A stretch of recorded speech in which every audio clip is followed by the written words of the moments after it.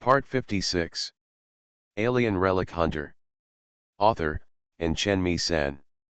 Chapter 576. Fortunately, there was no obvious change in the size or appearance of this crazy beast of burden. It seemed that his mind was just affected. Before K-Lan could raise the muzzle of his gun, Akira Asano had already drawn his sword and charged forward. Although the size of the violent beast of burden in front of him has not changed, beasts of burden are originally large mammals. Generally, adult beasts of burden can exceed 5 meters in height, and the one in front of him is estimated to be close to 7 meters. As for the length of the body, it is more than 10 meters, judging from the visual effects and size comparison alone. The pressure this guy brings to people is even greater than that of the mutated six-winged gray mosquito. Seeing Asano Akira rushing toward him, the beast of burden instantly locked him as its target, lowered its head, and suddenly accelerated and crashed into him. This is the most common attack method of long-haired beasts of burden. Although this creature is docile, even the most docile animal can be aggressive when in estrus. In order to compete for mates, male long-haired beasts of burden will butt other members of the same sex with their skulls to drive them away from their chosen mates. Although the long-haired beast of burden does not have horns on its head, its abnormally shaped skull with 4 horn-like protrusions on the edge is the hardest part of its body. Most of the metal elements it ingests from its food are concentrated in it. The hardness of this bone makes it difficult for even a large-caliber anti-material sniper rifle to penetrate it. Of course, it was impossible for Asano Akira to be hit by a beast of burden like this. When the distance between the two was less than half a meter, he stopped suddenly and shook his whole body with his right ankle as the fulcrum.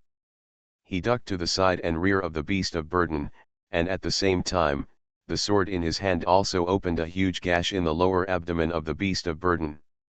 The long, snow-white hair was instantly dyed red with blood, and the greasy intestines fell directly out of the opening, and were then trampled to pieces by the pack animal's own hind hooves.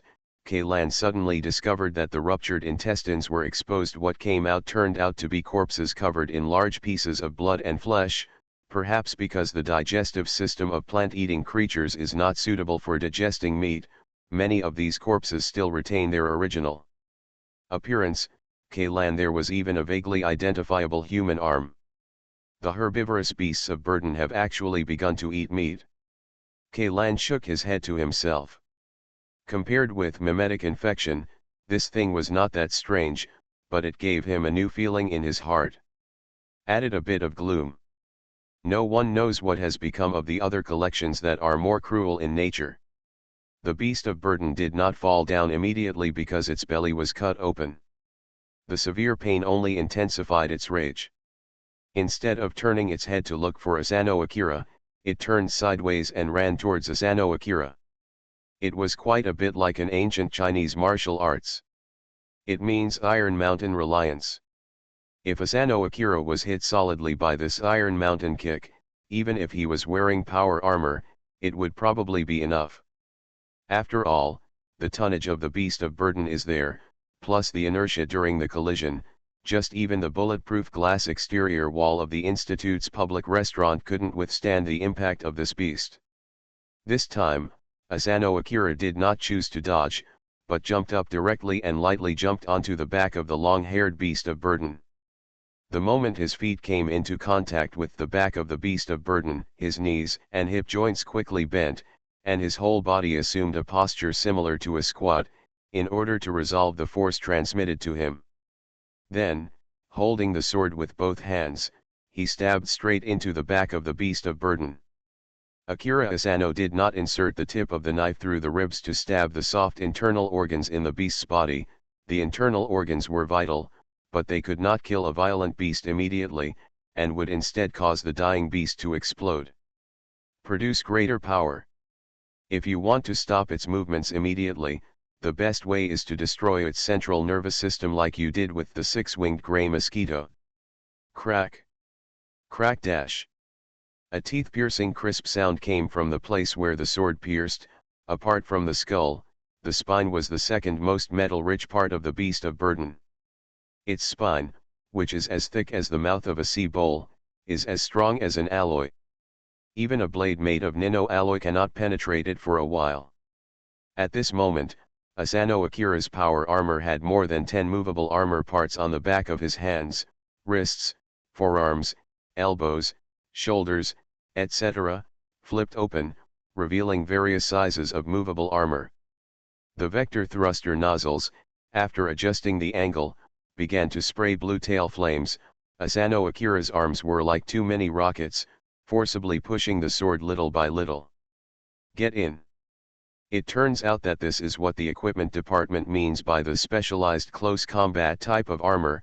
Gee, it looks pretty cool, but if it were someone else, this device would basically be useless with two arms at once. Kaylan glanced at his armor. There were not so many hidden thrusters on his armor. Instead, there were two miniature rocket launcher nests and two foldable thermal spring knives. The equipment of the armor is indeed very rich, but the feeling of patchwork is also obvious. For example, these two thermal energy switch knives have some functional overlap with the high-frequency particle vibration dagger Kaylan just used, he can be sure. These two sets of armor were temporarily produced by the equipment department specifically for this mission. I guess those guys want to take this opportunity to use Akira Asano as a guinea pig to test the enhancement device. Kaylan muttered in his heart. He had noticed before that Schroeder asked those in the equipment department to when the people dismantled the thought enhancement device, the faces of those people showed obvious expressions of frustration. If the guy named Smith hadn't caused such a big mess this time, I guess these people would have done something with their armor, even if they didn't dare to install some deadly equipment on themselves, like things like drawing some blood when injecting medicine and cutting some subcutaneous tissue when treating wounds are definitely inevitable. In addition, various data of the wearer will definitely be collected.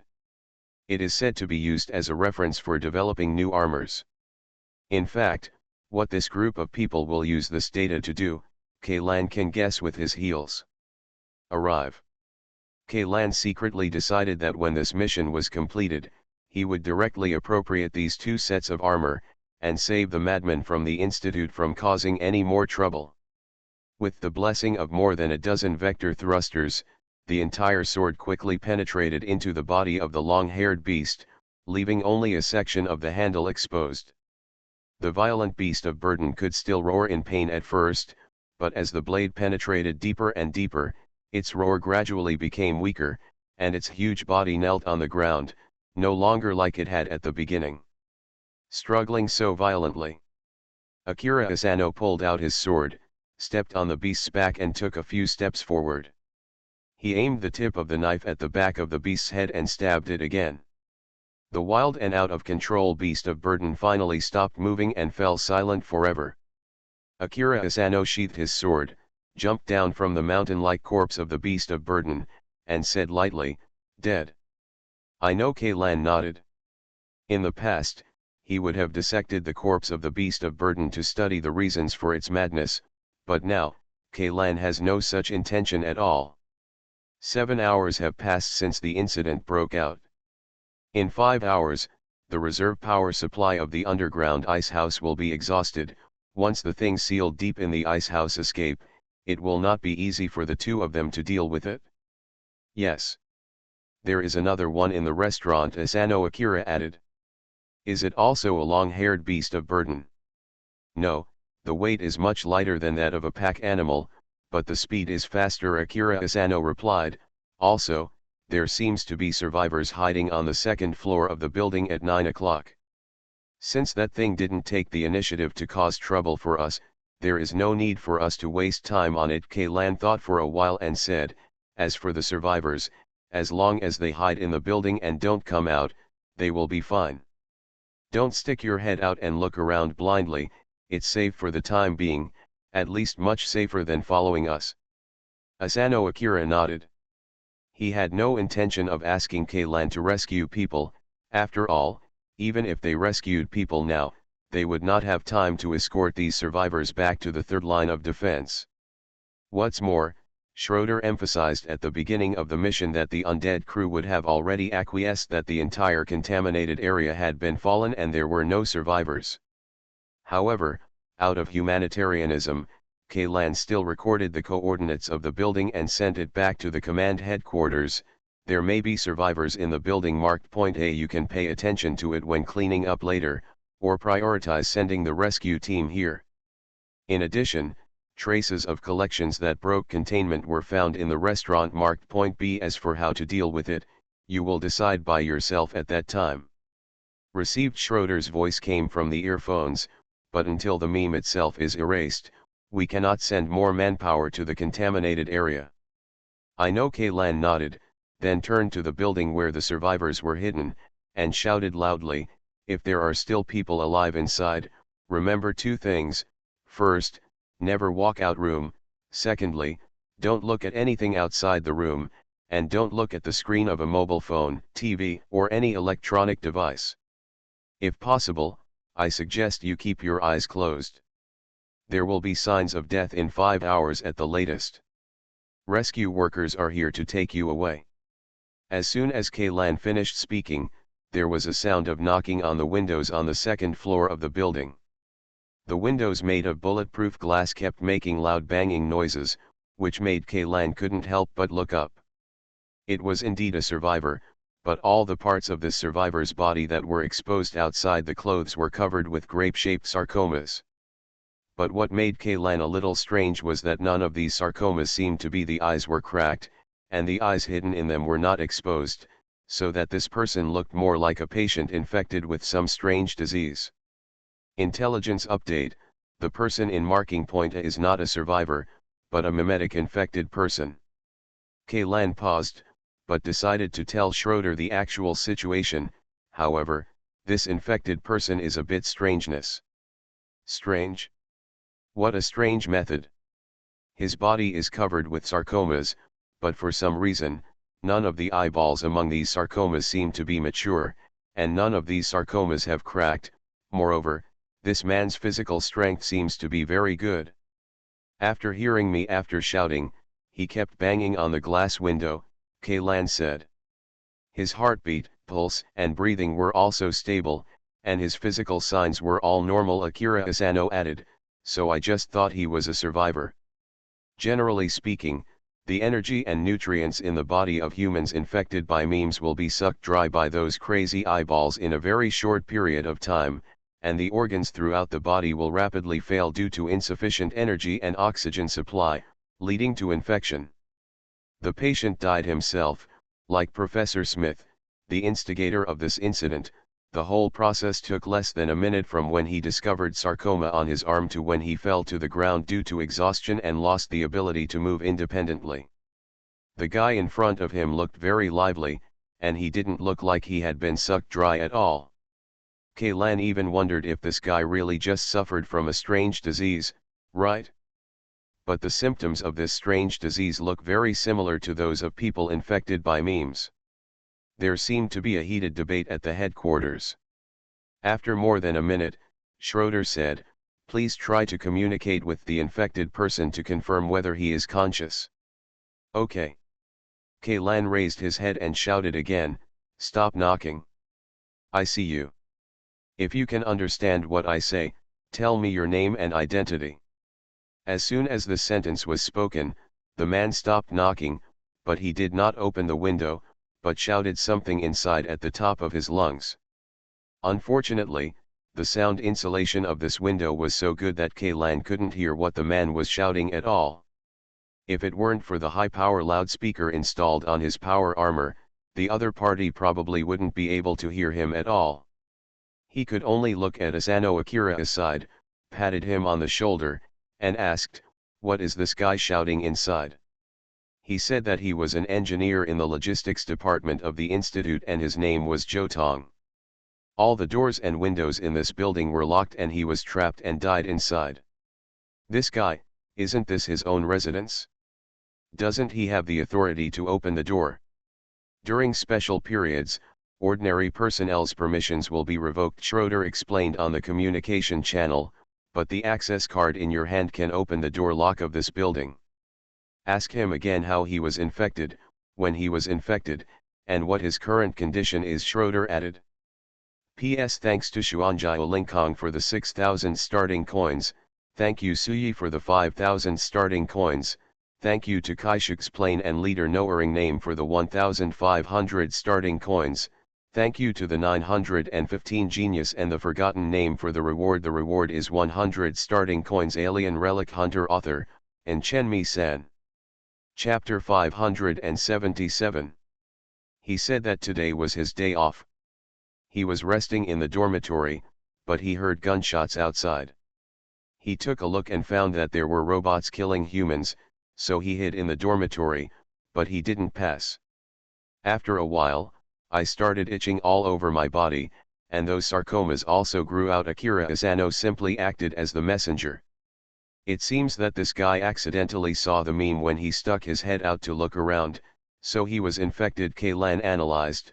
As to why the engineer did not die, the eyeball on his body didn't open it, maybe because of personal constitution? You know, even for those horrific plagues in human history, there will definitely be a very small number of natural immunes among the population. Perhaps, this engineer named Zhou Tong is such an immune? It's just that he's not completely immune, otherwise, he wouldn't be like this. Kaylan couldn't help but be curious.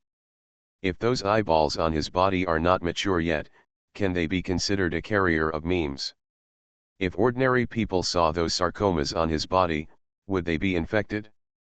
Kaylan did not express this idea immediately, because he knew that if this matter was solved by the Crisis Management Department, there would most likely be another person to be a guinea pig. For them, efficiency is crucial, and the cost of a human life is completely within the acceptable range. Wait a minute, Schroeder said suddenly. Faintly, Kaylan seemed to hear someone saying something quickly next to him in a very nervous tone. There's one thing I have to tell you, Kaylan, don't move yet, don't alert the survivors, Schroeder said again. What? Is there something wrong with this survivor? Kaylan raised his head and looked at the other person with squinted eyes. The other person was also looking at him, with only two slender legs left behind when his face was almost covered with tumors. Sewed eyes. We have reviewed the archives of the entire institute and have not found an engineer named Zhou Tong, even among the personnel dispatched abroad and the institutions that have cooperated with the institute, there is no such person. It seems that he is afraid.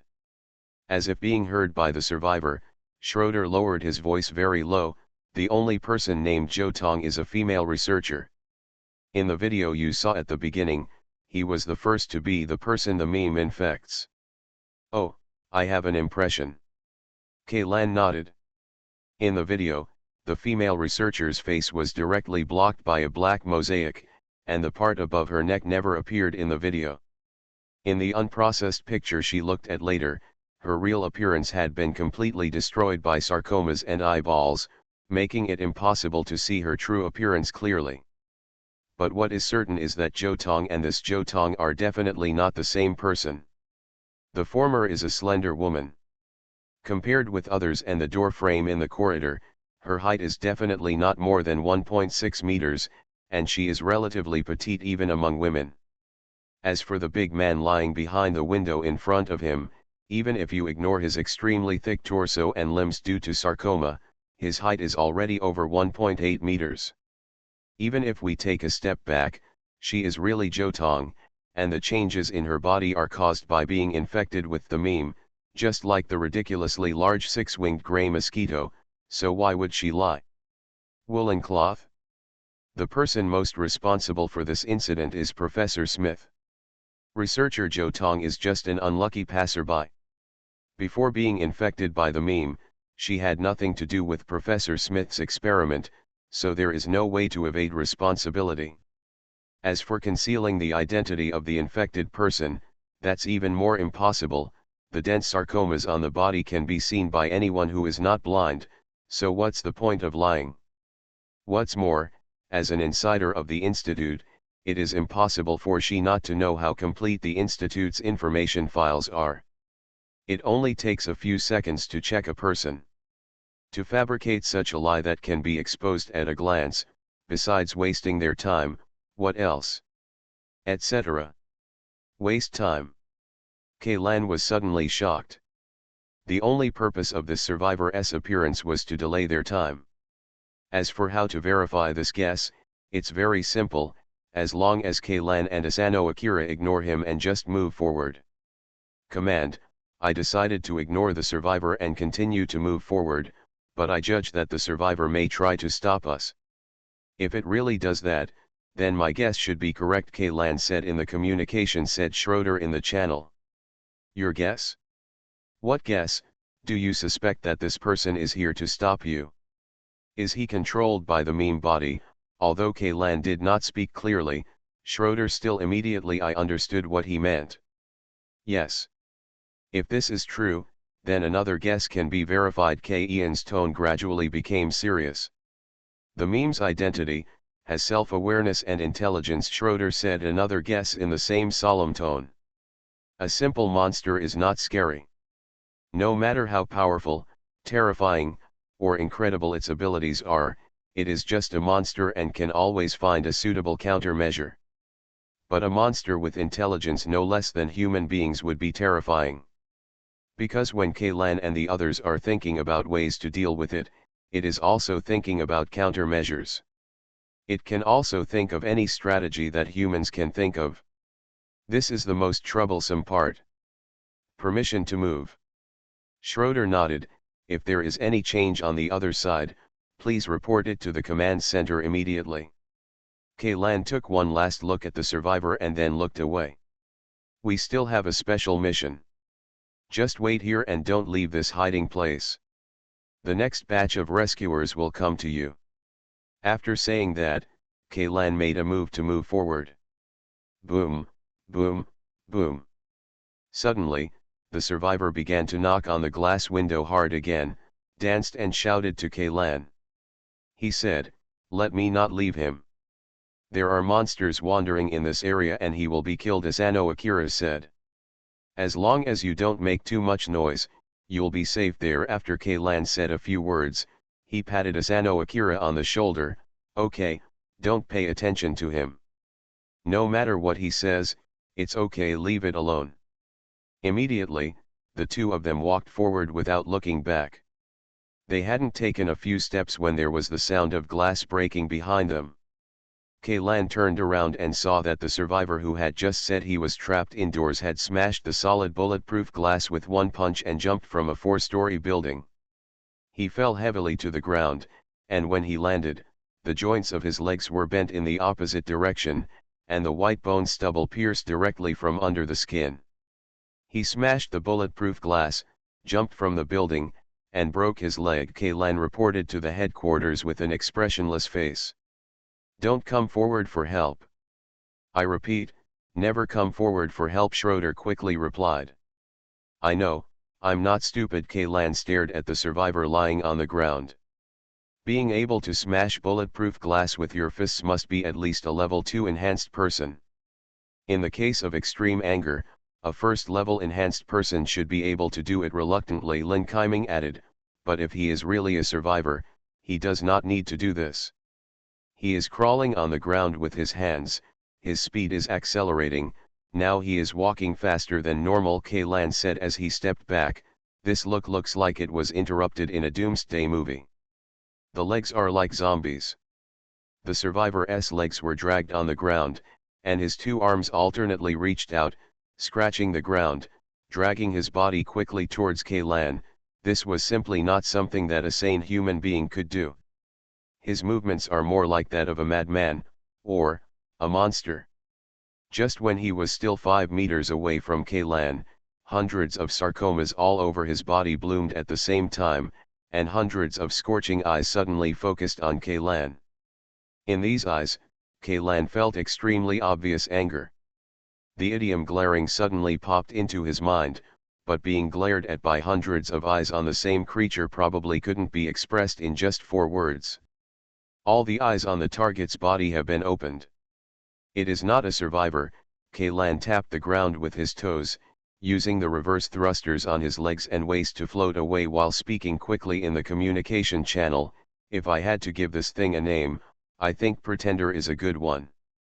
If the other party shows intention to attack, you are allowed to kill. Before Schroeder said the word kill in allowed to kill, the communication was suddenly interrupted. The Pretender caught the dragging the communication cable on the ground was torn apart with a tug of both hands. If smashing a bulletproof glass window with a fist requires the strength of a level 2 enhanced person or a level 1 enhanced person in a state of extreme anger, then it will be protected by a 3-layer high-strength and high-toughness shell, itself wrapped in a. If the communication cable of the layer of nano-alloy wire mesh is torn off, then this power is already at the level of an enhanced person of level 8, or even level 9. It's a tough one. The thruster on the waist ejected a faint blue tail flame again, but this time the angle of the nozzle changed slightly. The tail flame was not parallel to the ground but changed to a 45-degree angle. With this diagonal upward thrust, Kaylan jumped directly into the air several meters high, and the mechanical arm on the backpack handed a large caliber rapid-fire shotgun to him in time. Kaylan grasped the hand that was a little too big and put the butt of the gun on his shoulder. At this distance, he didn't even need to aim, so he directly pulled the trigger. The huge recoil even pushed him several meters further in the air, and the dense shotguns instantly knocked the Pretender away. Cover thoroughly. This shotgun was originally designed for 4-meter humanoid mechas. The recoil and power are extremely terrifying, and the ammunition used is completely different from conventional shotguns. This thing is filled with submunitions. One shot can shoot 8 submunitions, and each submunition is also equipped with an additional directional explosive. 32 steel balls perform secondary acceleration. The 8 bullets add up to 256 steel balls, and at least half of these 256 steel balls hit the Pretender. If the target is a human, even if it is an 8th level or 9th level enhanced person, if he is shot at this distance, his entire body will be beaten to pieces, and there is basically no chance of rescue. After all, this thing is for mechas. The imaginary targets used in the design are also those huge, rough-skinned, and fleshy indigenous creatures. It is not used to hit people at all. The accident that Kaylan imagined did not happen. The Pretender's body was immediately beaten into minced meat, and the blood-red powder splashed out dozens of meters away. Looking down from directly above, it looked like someone had smashed it into pieces. A tomato was thrown from a 10-story building and hit the ground firmly. Dead, Kaylan raised his eyebrows. He didn't know why, but he always felt that this result was a bit unbelievable. He stared closely at the pile of rotten meat on the ground, which was not much different from a mosaic. He always felt that they can squirm together and change back to their original appearance, or turn into some kind of monster that is completely different from the human form. But they didn't move. This Pretender was really dead, so completely that even the few remaining eyeballs that had not been blown out had dilated pupils and lost the ability to spread memes. This is like playing an RPG game. You have passed all levels and killed many powerful monsters. You are about to reach the door of the boss, but an elite monster pops up blocking the way. This elite monster looks like it was not easy. A rather tricky battle was about to begin.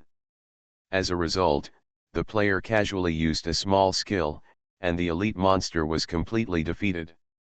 Any player with some game experience will think that this elite monster will definitely be resurrected, or there will be a second blood tube, a second stage mode, etc., but it just has nothing. Death is death, clean and tidy. As for the players sitting in front of the screen, in addition to cursing crazy, they would at most wonder whether there was a bug in the game or a mistake in the developer's numerical design. But the problem is, this is not a game. Forget it, never mind. Kaylan put away the gun. He originally wanted to check the body, but if he really spent time on this, wouldn't he be fulfilling the other person's wish? Could this be the other party's purpose? Designing the elite monster too simple will make players suspicious and spend a lot of time verifying it. What kind of bad taste is this? Kaylan took a deep breath and planned to repair the communication cable first, but Asano Akira beside him suddenly pulled out his sword. There are a lot of people approaching here, he said. Many people? Human beings? Or humanoid things? Kaylan was stunned and couldn't help but focus on the bloody thing on the ground. P.S. Thank you to the Templar for the 10,000 starting coins for showing the light blade. You are listening to Novels at Bless Up channel. Wish you happiness and luck. Please subscribe to receive new novels. How do you feel about this novel? Please like and leave a comment. Alien Relic Hunter author, and Chen-Mi-san. Chapter 578. Kaylan immediately understood that this pretender was not an elite monster at all, but a sea of monsters tactic chosen.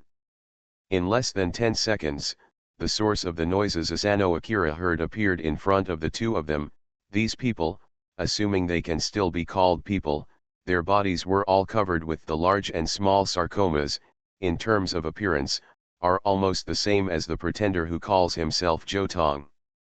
They jumped out of various side streets, entrances and exits of various buildings, and even from high-rise windows. Their movements seemed clumsy and extremely uncoordinated, but their speed was quite fast. In the blink of an eye, Kaylan and the others were here. The streets were already blocked by dense crowds of pretenders. What's wrong with learning? Student crisis, right? Kaylan sneered contemptuously in a nasal voice and inserted a 54-round large-capacity drum into the shotgun. All fear comes from insufficient firepower. This sentence has been emphasized many times. Every time Kaylan watches a movie in the Resident Evil series, he will feel that the plot is outrageous.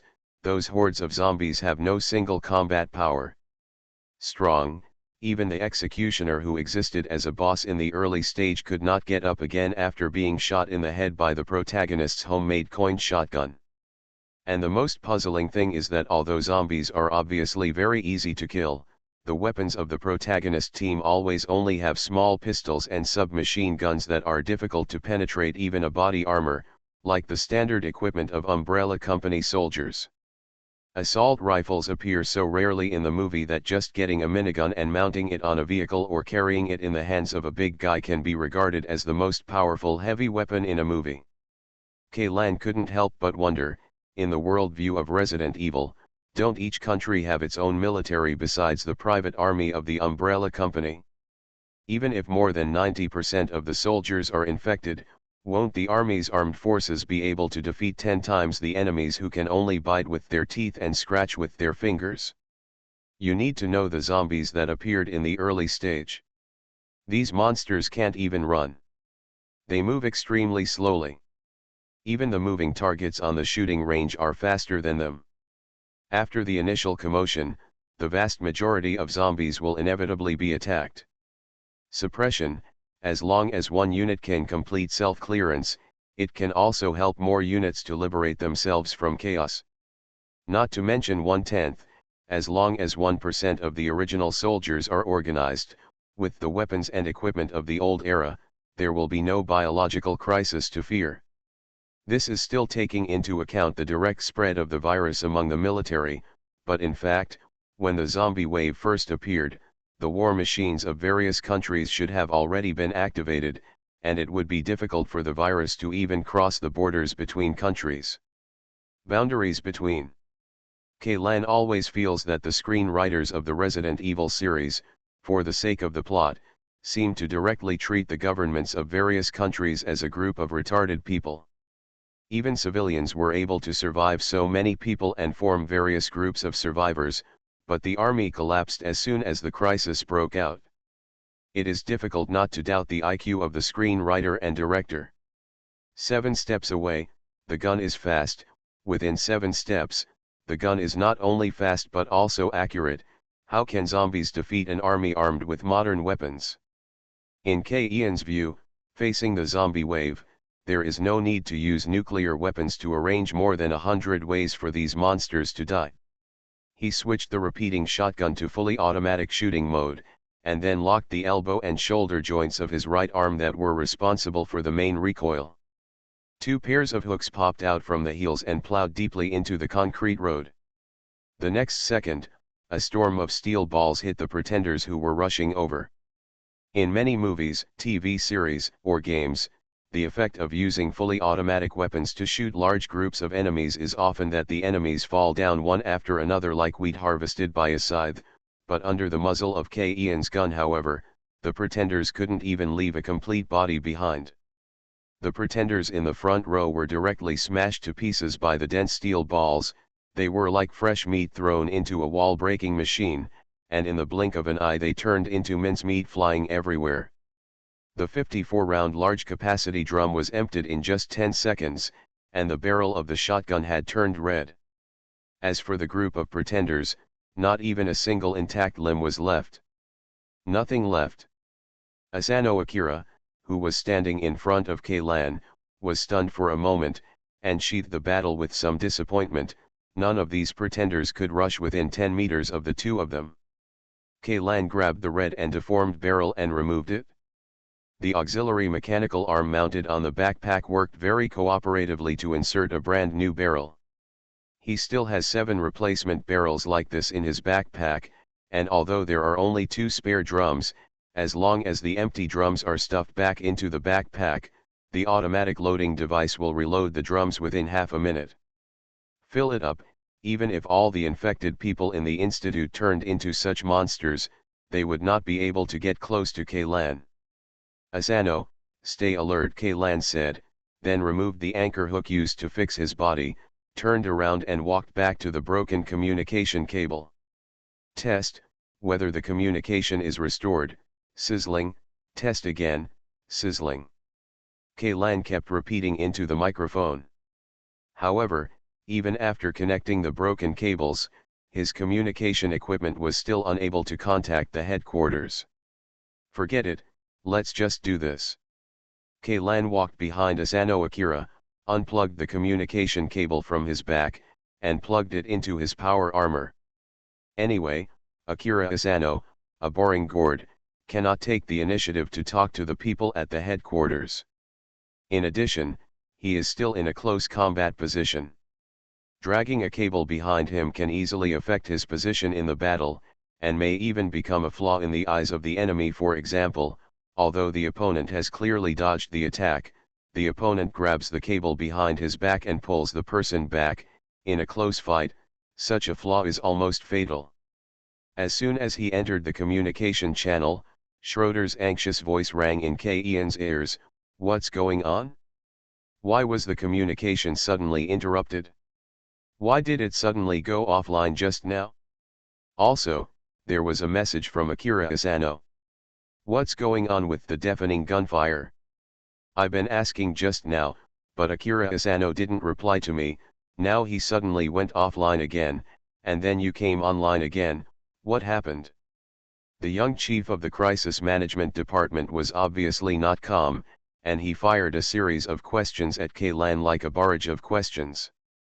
The pretender just tore off the cable, so the communication was interrupted. At this location, there is no unobstructed communication pile nearby, so laser communication cannot be used. I can only unplug Asano Akira's cable and plug it into myself.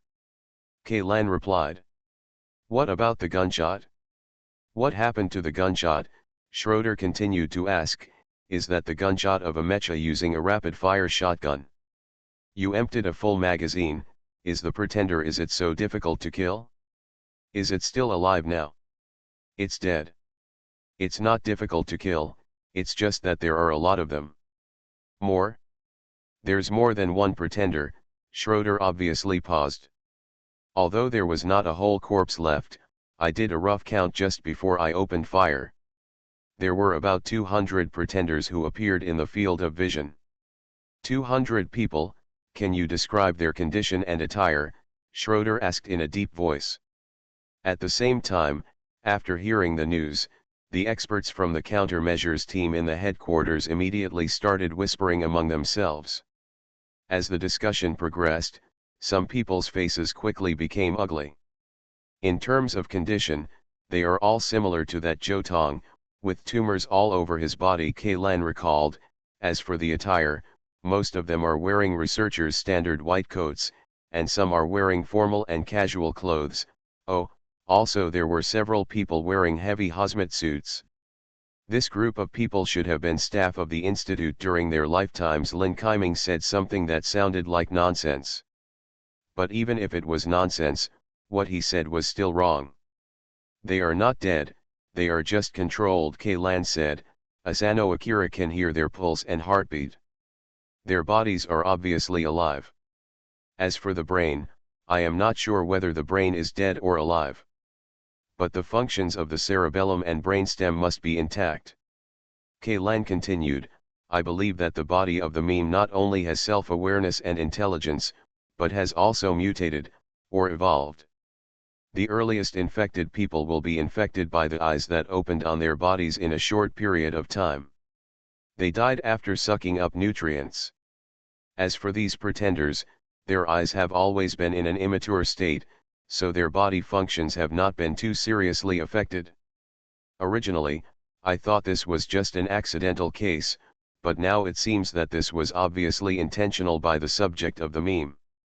The result discussed by the countermeasures team is almost the same. Meme not only has the ability to infect the human body, but can even invade the brain and control the behavior of the infected person. In addition, experts also believe that it may also have the ability to read the memories of infected people, Schroeder said. Otherwise, the behavior of the first pretender cannot be explained. There is no point in explaining its behavior now, K-Lan said flatly. You might as well think about the motivations of these pretenders. Why do the subjects of the meme do this? What is its purpose? 2. Stall for time. Have you ever thought about why it's delaying time? K-Lan couldn't help but speed up his speech. For us, time is tight because we are afraid of two things. One is that the meme will mutate again, the other is that those underground, the collection deep in the icehouse, resurrected and then broke out of containment. But from the perspective of the meme subject, why did it delay? To mutate itself? Or to release more contained objects to expand the chaos? K-Lan didn't wait for Schroeder to speak, and continued talking to himself. None of them. Its real purpose is actually the things on the 5th floor of the underground icehouse. The words are not shocking, but the death will last forever. As soon as these words came out, there was an uproar in the command headquarters. The things on the 5th floor of the underground icehouse should not break through the containment. They are very safe for some reason. Even Schroeder felt that he had no confidence when he said this. Since you think that the meme subject can read the memories of infected people, then with so many leaders and professors at the institute, plus those from the Security Bureau and the Crisis Management Department, the memories of all infected people have been brought together. I think, for it, there should be no secrets on this arc, right? This. Schroeder subconsciously clenched his fists and his lips moved slightly. Although it is difficult to explain the origin of meme based on human technological standards, at least this thing is mutated from a lump of meat, and its carrier can be completely classified as a living thing. Since it is a living thing, it has the instinct of survival, and in order to survive, it certainly does not want to be wiped out by us. You keep talking. If it doesn't want to be eliminated, it must become stronger.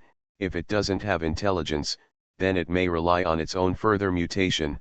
But now, since we have confirmed that it has intelligence, then you can't treat it as a monster that only acts on instinct. My suggestion is that you'd better treat this thing as an opponent on the opposite side of the chessboard. When we move the chess pieces, it is also thinking about countermeasures to crack it. In the current situation, combined with all available resources and intelligence nearby, the fastest and most reliable way for it to become stronger is to find a new, more powerful host. It delays time just to do this. So what you should be worried about now is not whether the things in the 5th floor will escape, but how long it will take for this guy to break through the blockade and invade the 3rd floor of the underground icehouse. Go to the 5th floor. There was a brief silence in the command headquarters. Even the group of experts who were arguing just now fell silent. They no longer argued, but looked at each other silently. From each other's eyes, all they could see were fear and despair. It's already here, but you still don't want to tell me what's sealed on the 5th floor of the underground icehouse, K-Lan asked. Chief Schroeder. The fifth floor of the underground ice house, the fifth floor.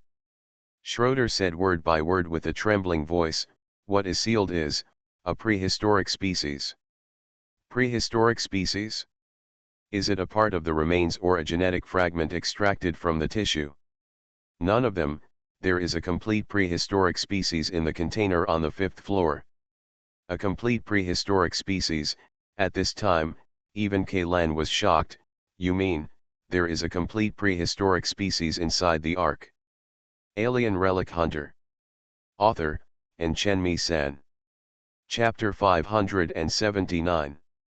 Currently, in Alpha Planet and nearby planets and space, humans have discovered a total of more than 30 super creatures that can be classified as prehistoric species. Most of these 30 prehistoric species have died, leaving only corpses like magnificent ruins. The remaining small part that survives is basically in a dormant state and will not pose a threat to the Ark for the time being. None of these 30 or so prehistoric species have a similar appearance.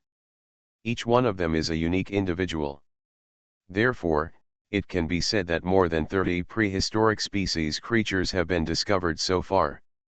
But no matter how different their shapes are, whether they are alive or not, these prehistoric species all have this common characteristic. That's big. All creatures that can be called prehistoric species are extremely large, the kind that are far beyond the scope of normal creatures. With the current level of human biology, it is impossible to explain how such a huge creature can exist in this universe. Survive in it? A whale-shaped behemoth like Leviathan with a body length of 80,000 meters can only be ranked in the middle and upper reaches of the more than 30 prehistoric species.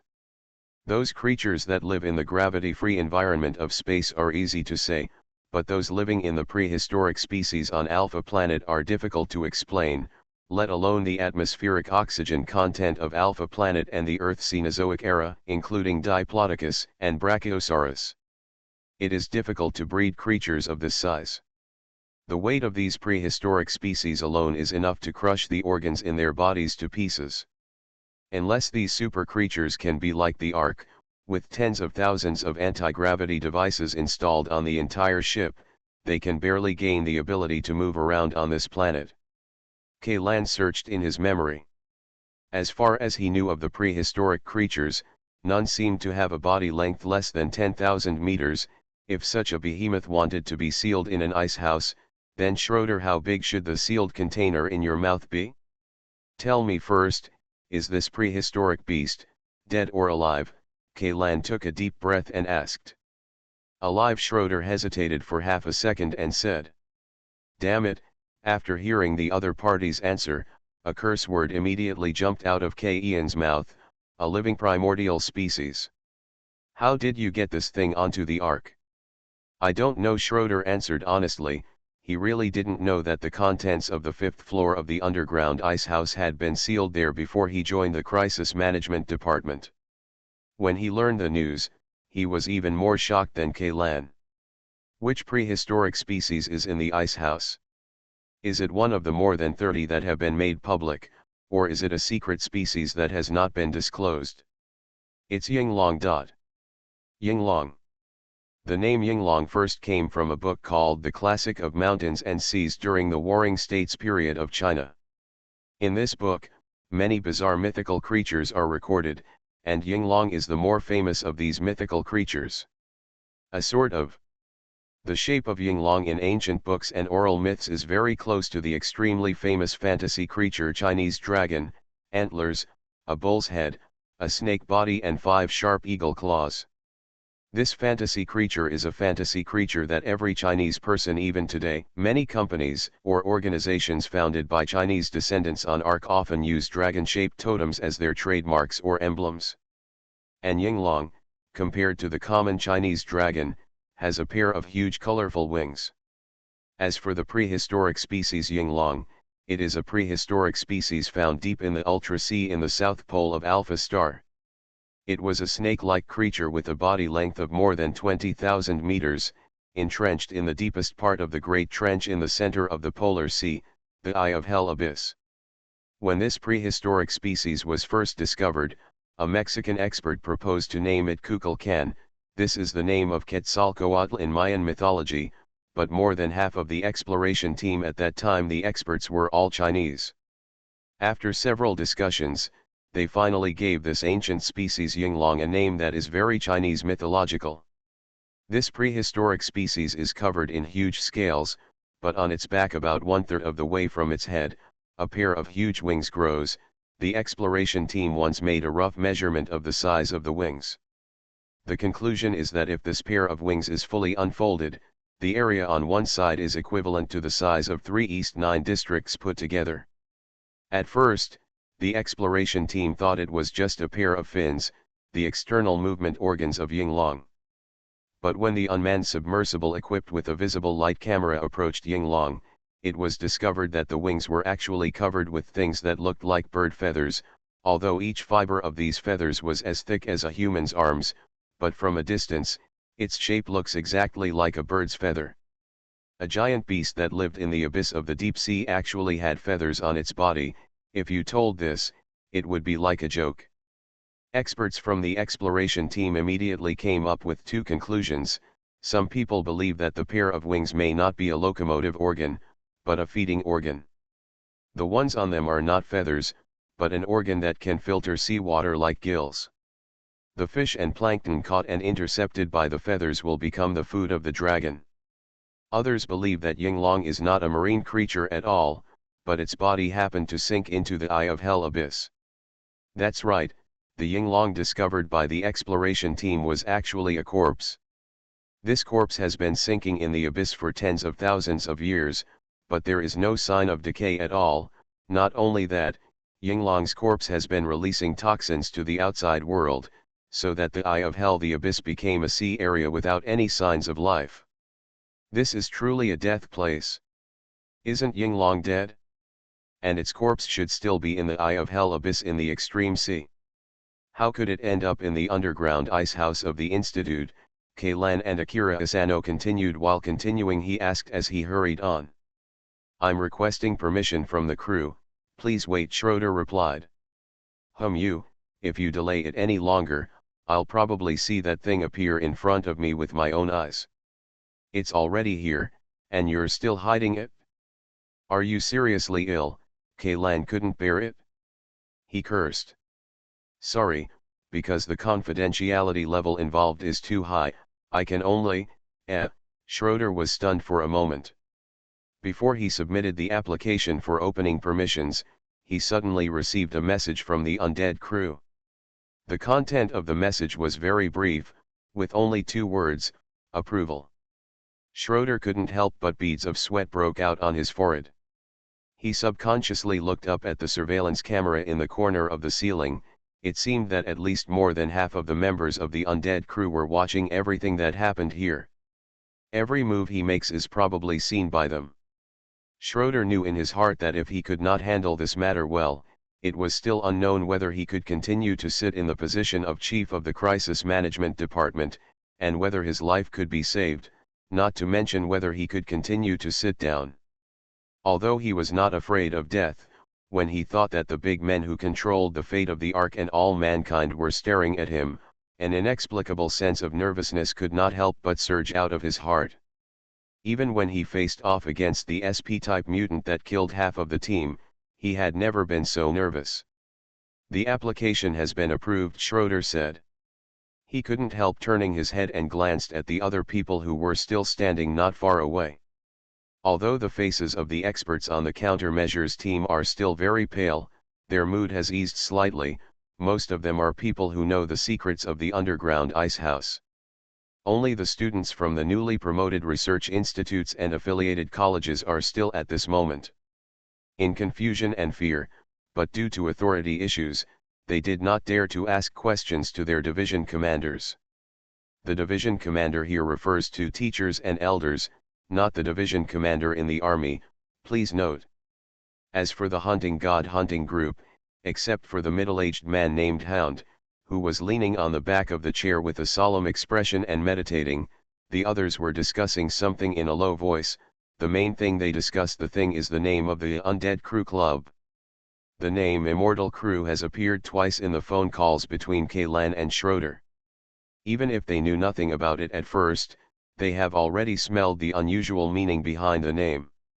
Significance: when it comes to the top secrets of the prehistoric species, he did not even mention the United Parliamentary Group, the highest authority on the surface, but said that it needed the approval of the Undead Crew Association. This is already very revealing. Judging from the attitude shown by the Undead Crew, it is obvious that they have no intention of avoiding this group of civilians. They do not mind at all that their existence and the secrets of the underground icehouse are heard by these unrelated people. Perhaps the crew intends to use these people to contain Kaylan, an important figure. After all, according to the intelligence collected, Kaylan seems to attach great importance to this group of companions who have been with him through life and death, Schroeder thought. Not only Schroeder is thinking about this problem, Hound is also having a headache about it. He knows very well that if everyone in the hunting god hunting group knows about the existence of the Undead Crew, it will inevitably involve a series of troubles in the future. During the incident, the reason why Kaylan wanted to hide this matter from them before was also based on this consideration, but now, these mysterious guys are obviously planning to show off their cards.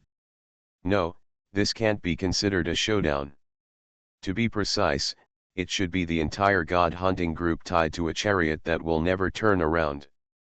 This is a life-saving job, and it is a life-threatening job. In fact, Hound knew in his heart that as long as Kaylan was still a member of the hunting god hunting group, this day would come sooner or later, but neither he nor Kaylan expected that it would come so quickly and so unexpectedly. A few hours ago, he had just promised Kaylan to keep the related secrets. But now, the core members of the entire hunting group already know about the existence of the Undead Crew Association.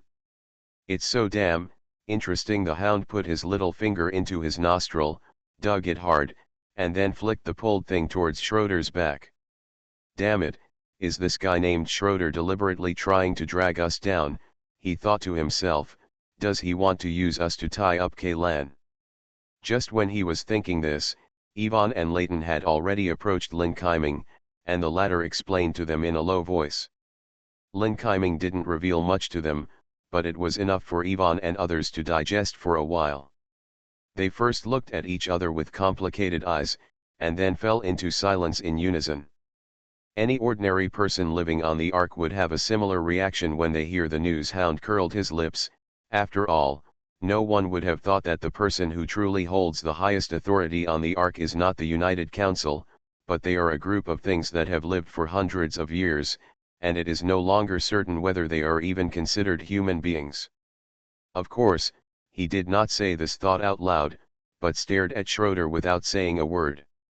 Schroeder was leaning forward at this moment, putting all his weight on his hands that were supporting the edge of the console.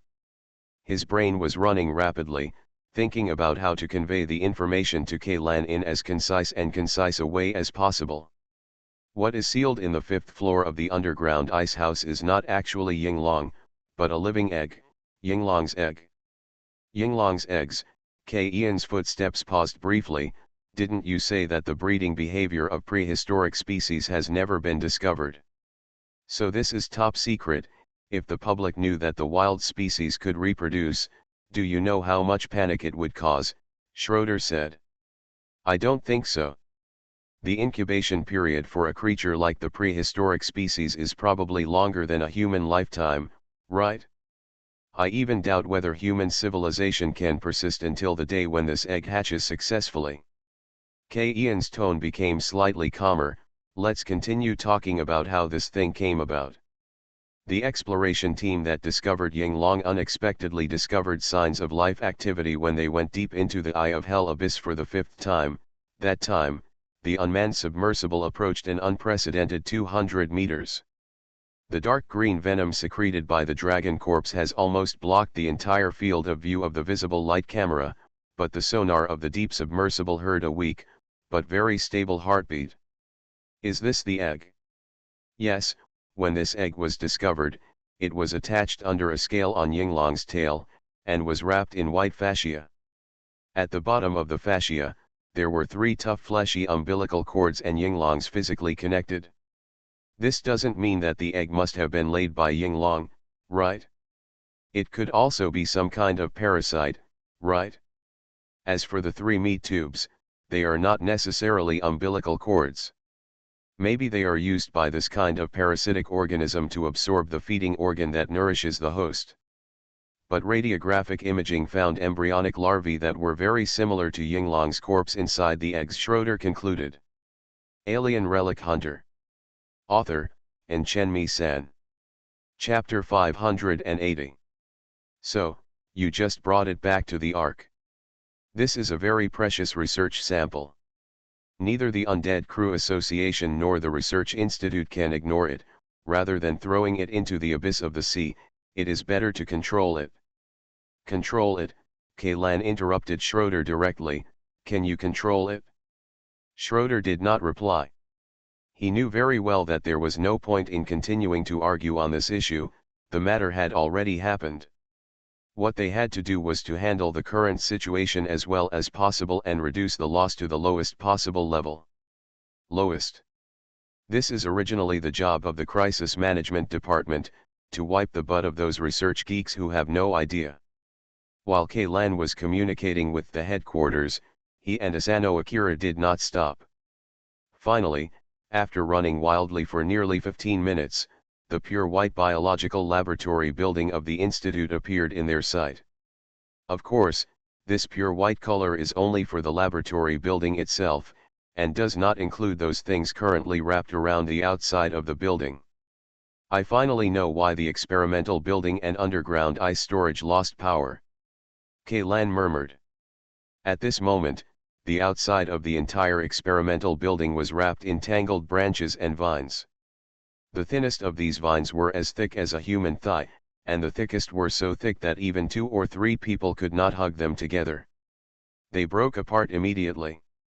The walls and floors of the experimental building were broken, the solid concrete was easily crushed, and the exposed steel bars were bent into strange angles under the huge force. If these vines were removed at this time, the entire fragmented experimental building will inevitably collapse into ruins in an instant. Even the parking lot in front of the experimental building was lifted up by the roots of tree vines, not to mention the power supply lines buried underground. Looking in along the cracked cracks in the ground, you can even vaguely see it. A layer of metal sealing board under the sealing board is the underground ice house where a large number of dangerous specimens are sealed. It was obvious that there had been a fight in front of the laboratory building. Kaylan saw at least 20 corpses wearing Crisis Management Department uniforms. As for the corpses of researchers wearing white coats, there were even more bodies. They were spread almost from the entrance to the laboratory building to the steps. Lowest level. Most of these researchers were shot by Crisis Management Department operators, but from the corpses, less than 1/10 of them were infected. On the contrary, almost all of the operators who fired the shots died from the disease. Mimetic contagion. Without Schroeder's explanation, Kaylan guessed that these people were the first people to enter the contaminated area. At that time, the contaminated area had not expanded to the entire Institute headquarters, just the block where the biological laboratory building was located. In order to block the route of infection, they had to shoot those who broke the rules and rushed out of the laboratory building. At that time, no one knew that this terrible virus was actually transmitted through looking at each other. Command Headquarters, I have arrived at the experimental building, but the entrance to the experimental building is blocked by a kind of vine plant. These plants have almost wrapped the entire building into a huge vine cocoon. Vine plants. In less than 2 seconds, Schroeder said to Kaylan, we have searched the collection directory of the underground ice house, and there is only one kind of vine plant called corroded blood vine. The plant, like the 6-winged gray mosquito, is only found in the gray mud swamp area. Its sap is like bright red blood and is extremely corrosive, so it was given such a name. But the ordinary corroding blood vines are definitely not this thick. Moreover, at the ends of these vines, there are bloody eyeballs hanging down. It seems that apart from animals, Memes can also infect plants. Kaylan took a photo of the rotting blood vines wrapped around the experimental building, and then manually coated the eyeballs. After confirming that there were no omissions, he sent the photo back to the commander. Department. The rotten blood vines that grow in normal environments are actually only as thick as a finger. Schroeder quickly replied, although these rotten blood vines have mutated, some of its original characteristics should not disappear. You guys don't be careless. Original characteristics? Are you talking about those corrosive juices? Kaylan glanced at the power armor on his body. Didn't those guys from the equipment department praise the suit of armor so much before? Is it possible that even can't you hold the sap from this vine? The juice of the rotten blood corroded vine has a particularly strong corrosive effect on metals. Its juice contains an active substance named B159 by the Institute. From a microscopic perspective, this active substance can replace the electrons of metal atoms, causing the metal to be oxidized in a very short period of time. Wouldn't it be enough to add a layer of antioxidation coating? Kaylan said immediately. To put it simply, it's just a matter of spraying the protective paint. In addition to B159, the juice itself will ablate all the materials it comes into contact with, and the effect of the antioxidation coating is not ideal. Schroeder said, with the thickness of your armor, the corrosion of this juice can be at most hold on for 20 minutes. Okay, can this thing be burned? Kaylan thought for a moment. If these corroded blood vines can be burned, then the experimental building will collapse. Anyway, the real target should have gone underground by now. The ice house is gone, a pile of ruins made of concrete fragments, which is much easier to deal with than this mutated plant. It's difficult. The juice of the corrupted blood corrosion vine can burn anything it touches. If it was afraid of fire, it would have been burned away by its own juice.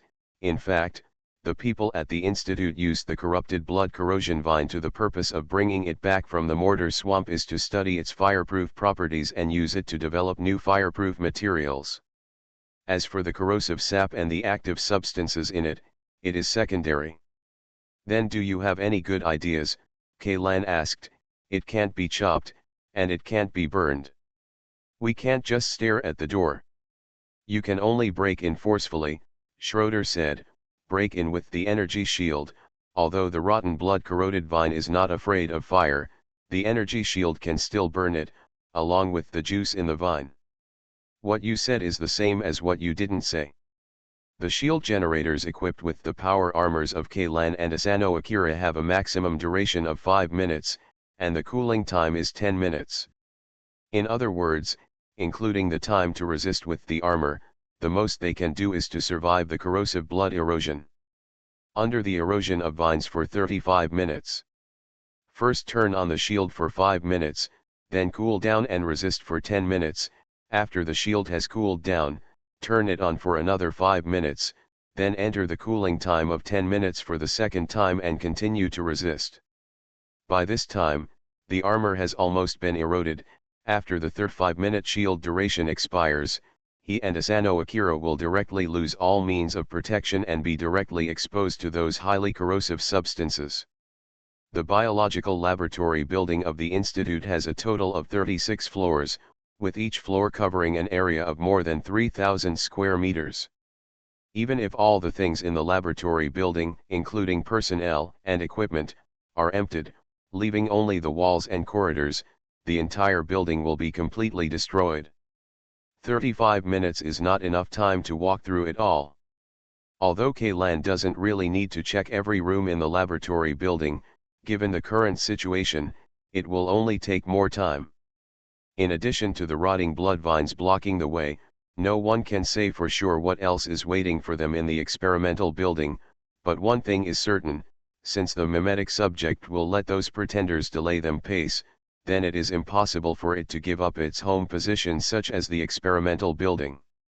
Kaylan can predict that the next step will be an extremely difficult battle. To be precise, there are countless, almost non-stop, extremely difficult, battles. Professor Smith's laboratory is located in area on the 11th floor, Biochemistry Laboratory Number 9, which is also the birthplace of mimetic infection. Your fusion experiment of clone tissue and seed of erosion cells was conducted in this laboratory. It's going on here, Schroeder said. Actually, I don't think I need to go to the laboratory. It might be easier to go directly to the underground ice storage. Kaylan raised his head and looked at the nearly 200 meters high building. But if you want to go to the underground ice house, you have to go to the top floor of the laboratory building first.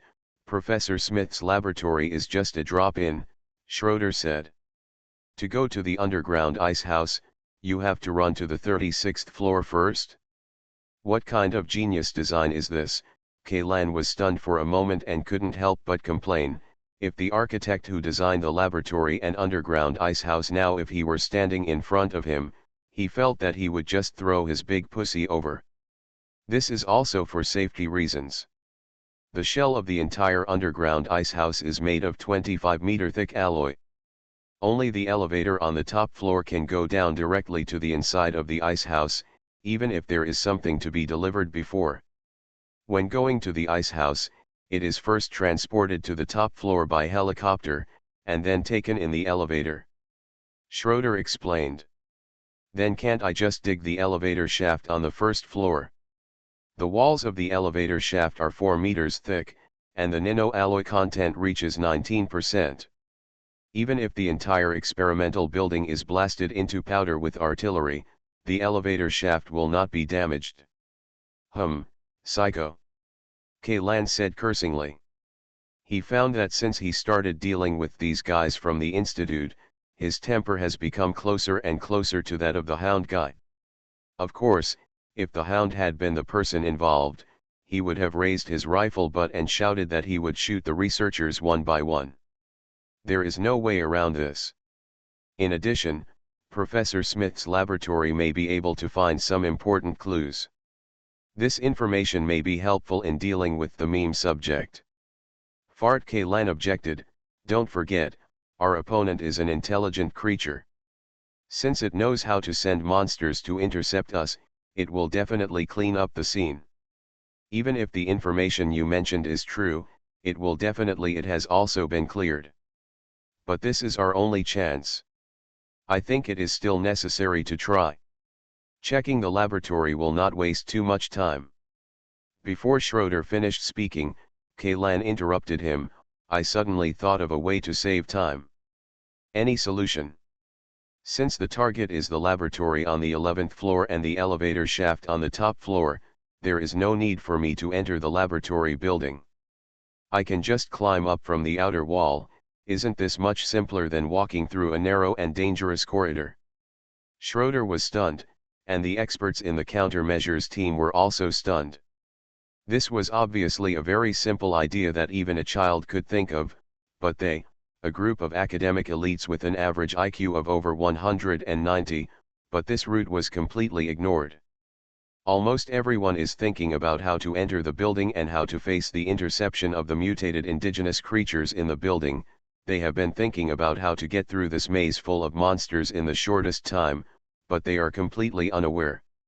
If you just want to reach the exit of the maze, you only need to walk half a circle around the outer edge of the maze.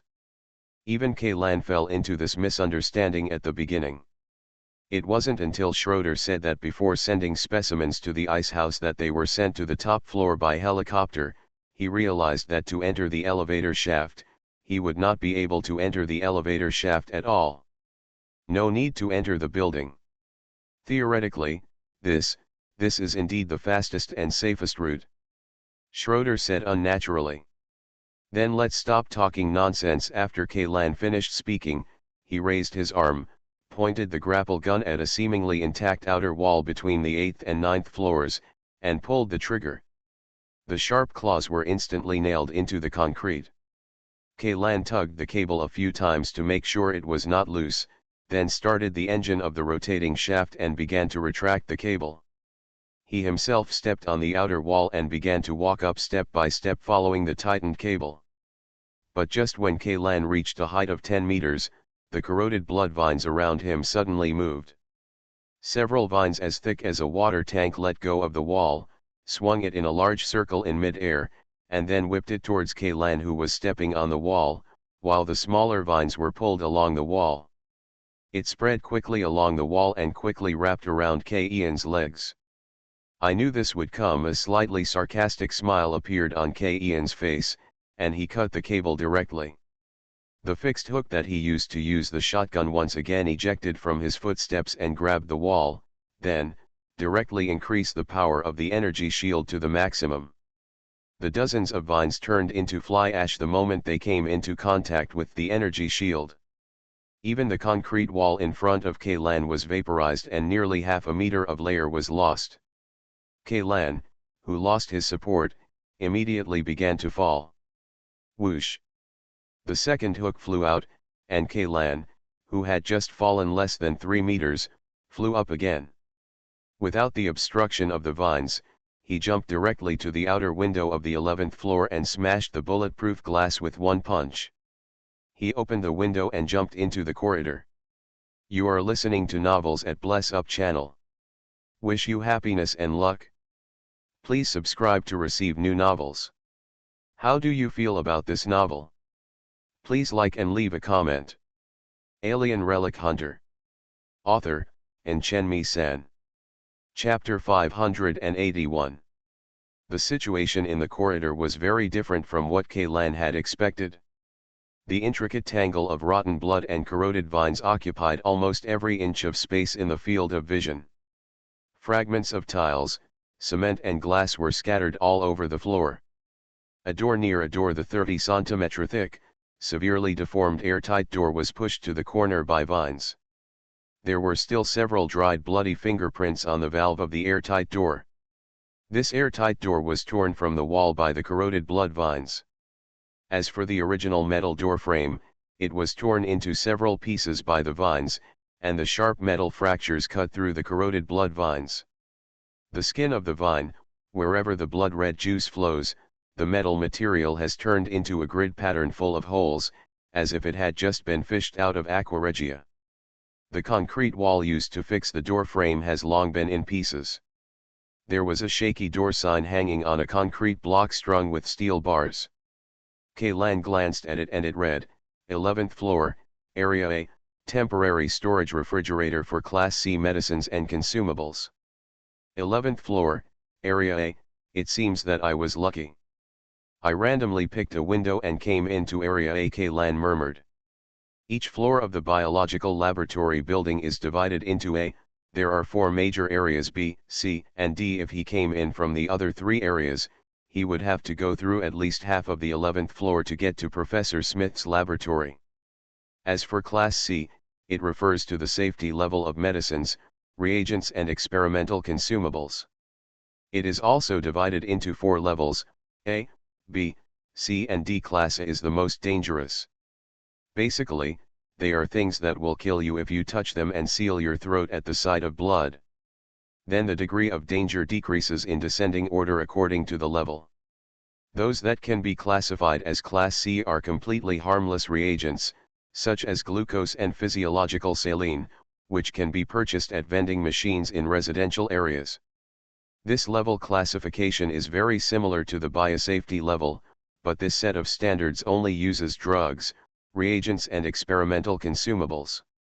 Except for those working in research institutions, most ordinary people have never heard of this thing.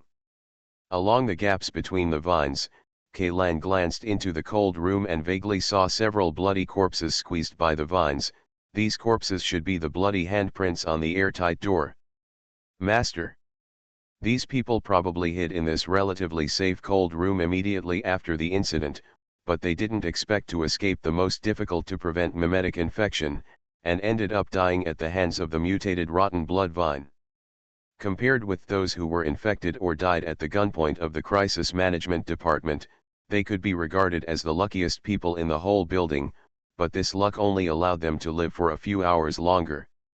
There were no survivors or lucky ones in the entire experimental building, just as the crisis management department's report document said, no survivors. There was another sound of glass being smashed behind him, Akira Asano climbed up along the outer wall of the laboratory building and entered the corridor through another side-by-side window. The road ahead has been blocked by corroded blood vines. Be careful, even though they are very quiet now, it is estimated that as soon as we get close, these vines will immediately pounce on us like mad dogs. Kaylan stopped him and wanted to go forward. Asano Akira walked forward and said, "I can feel them, they are not still, but are squirming slightly." Akira Asano said softly, "The sound of the juice flowing through the blood vessels is like blood passing through the blood vessels. It's best if you can hear it." Kaylan nodded. Asano Akira's detection ability was so ridiculously strong that many times people around him would subconsciously forget that he was blind. The newly restored communication was interrupted again. The energy shields equipped on Kaylan and Asano Akira's power armors are all full coverage. When activated, a protective shield similar to an eggshell will be formed to cover the whole person. Compared with a restrained partial shield that can only defend a single direction, the advantage is that there is no blind spot for protection. As for the disadvantage, when the shield is opened, all connections between itself and the outside will also be cut off. Only some specific energy weapons can pass through the shield to conduct one-way attacks on enemies outside the shield. Physical warheads will be intercepted by the shield no matter which direction they are shot in. As for the communication cables dragged behind them, then not to mention. But from another perspective, even if the energy shield did not damage the communication cable, after entering the experimental building, the vines and infected monsters would have almost no difficulty cutting off the unprotected cable behind them. The communication can be maintained all the time. It was only after entering the experimental building that Kaylan felt it was very incredible. The meme itself has a very high IQ, and it has absorbed the memories of so many infected people. Even if these memories are not very complete, it should have a good grasp of human information. After all, the number of people infected by the meme has exceeded 5 figures, both inside and outside. Even if the memories of those people are incomplete, if you put them together, you can get a complete puzzle. Judging from the way the pretender attacked the communication cable, the subject of the meme obviously knew the function of this thing. This made Kaylan feel very confused. The other party obviously had much more resources to use than him, and even time was on its side, but Kaylan and the others' only advantage as humans, wisdom, was in this case, it was wiped out. It's like the 3 major elements of the right time, the right place, and the right people are occupied by the other party. As for the right time, the right place, and the right people, the two sides are temporarily fighting time. But this battle is related to the life and death of all mankind. Even if the chance of winning is small, Kaylan can only bite the bullet and fight. Until the meme is eliminated, he won't have any backup and he can only rely on himself. Now, he still has 2 trump cards left in his hand. Z-Logo and Holy Word. He has no intention of using the former, let alone the consequences once Z-Logo's identity is exposed. If Z-Logo is not immune to the meme infection, then this trump card will instead send a powerful weapon to the opponent. Such as the help of cheating, Kaylan didn't dare to bet. If he lost the bet, there would really be no chance of winning. And the latter, although it has not shown any negative effects yet, Ian's subconscious has been resisting this power. For some reason, he vaguely feels that the price to pay for this trump card is even higher than it's even more terrifying for Z-Logo to be infected by memes. The villain in Ian's mind couldn't help but laugh bitterly. Other people's trump cards are all magic weapons that can win with one blow and turn the tide, but my trump cards are all double-edged swords that rush to perish together. What the hell are you looking for? Who can reason? Let's go to the laboratory called Smith's Shabai first, and then go to the top floor, Kaylan said to Asano Akira. Although the chance of finding useful information is low, considering that they can take the shortcut outside the wall under such circumstances, the laboratory still has certain search value. Let me open the way. Asano Akira took a step forward, pushed the sword gently from the sheath a few inches with his thumb. He leaned down, his whole body was like a taut bow, and all the strength of his body was concentrated on his waist and back, and then passed out along his shoulders and arms. Kaylan had no doubt that Asano Akira's IAI move slashing can definitely cut through the large mass of blood-corroded vines blocking the road in front of him. However, Kaylan patted Asano Akira on the shoulder and said, "There is no need to use the knife. I can cut it." "I know you can, but after you cut through all the corrosive blood-corroding vines blocking the road, your sword will be useless. Although nano alloy is not difficult to get, the ones that are melted into the blade there's nowhere to get the stalagmite fragments. If you trade this knife with these minions, you'll lose 100 blood at a time," Kaylan said. "Besides, you can't open the shield when you draw the knife. Yes, those corrosive juices will contaminate the body, so it's not worth it no matter what." "What should we do?" "Open the shield and burn it all the way in," Kaylan said, activated the energy shield together, and walked directly towards the rotten blood vines. "Follow me. When my shield cools down, we will change positions and you go to the front to open the way. In addition, we have to speed up our pace. If the shield melts through the ground under our feet, we will fall." Went to the next level. This is also one of the key flaws of full coverage energy shields. This type of shield is perfect if installed on an aircraft that does not touch the ground, but if installed on a mecha or ship, the former will burn directly when activated. If the ground is eroded, the latter will directly evaporate the surrounding seawater, forming a huge vortex. Therefore, more than 99% of the full coverage shields currently held by ARC are allocated to the Air Force fleet, Army aviation units and carrier-based aircraft. As for ground vehicles, they basically use partial shields. At this time, the ground under Ian's feet had begun to reach its limit. The ceramic tiles and cement were instantly vaporized, exposing the metal interlayer inside, and this metal interlayer also became red and bright in the blink of an eye, and was about to be melted through. Kaylan quickly ran into the vines. Laugh.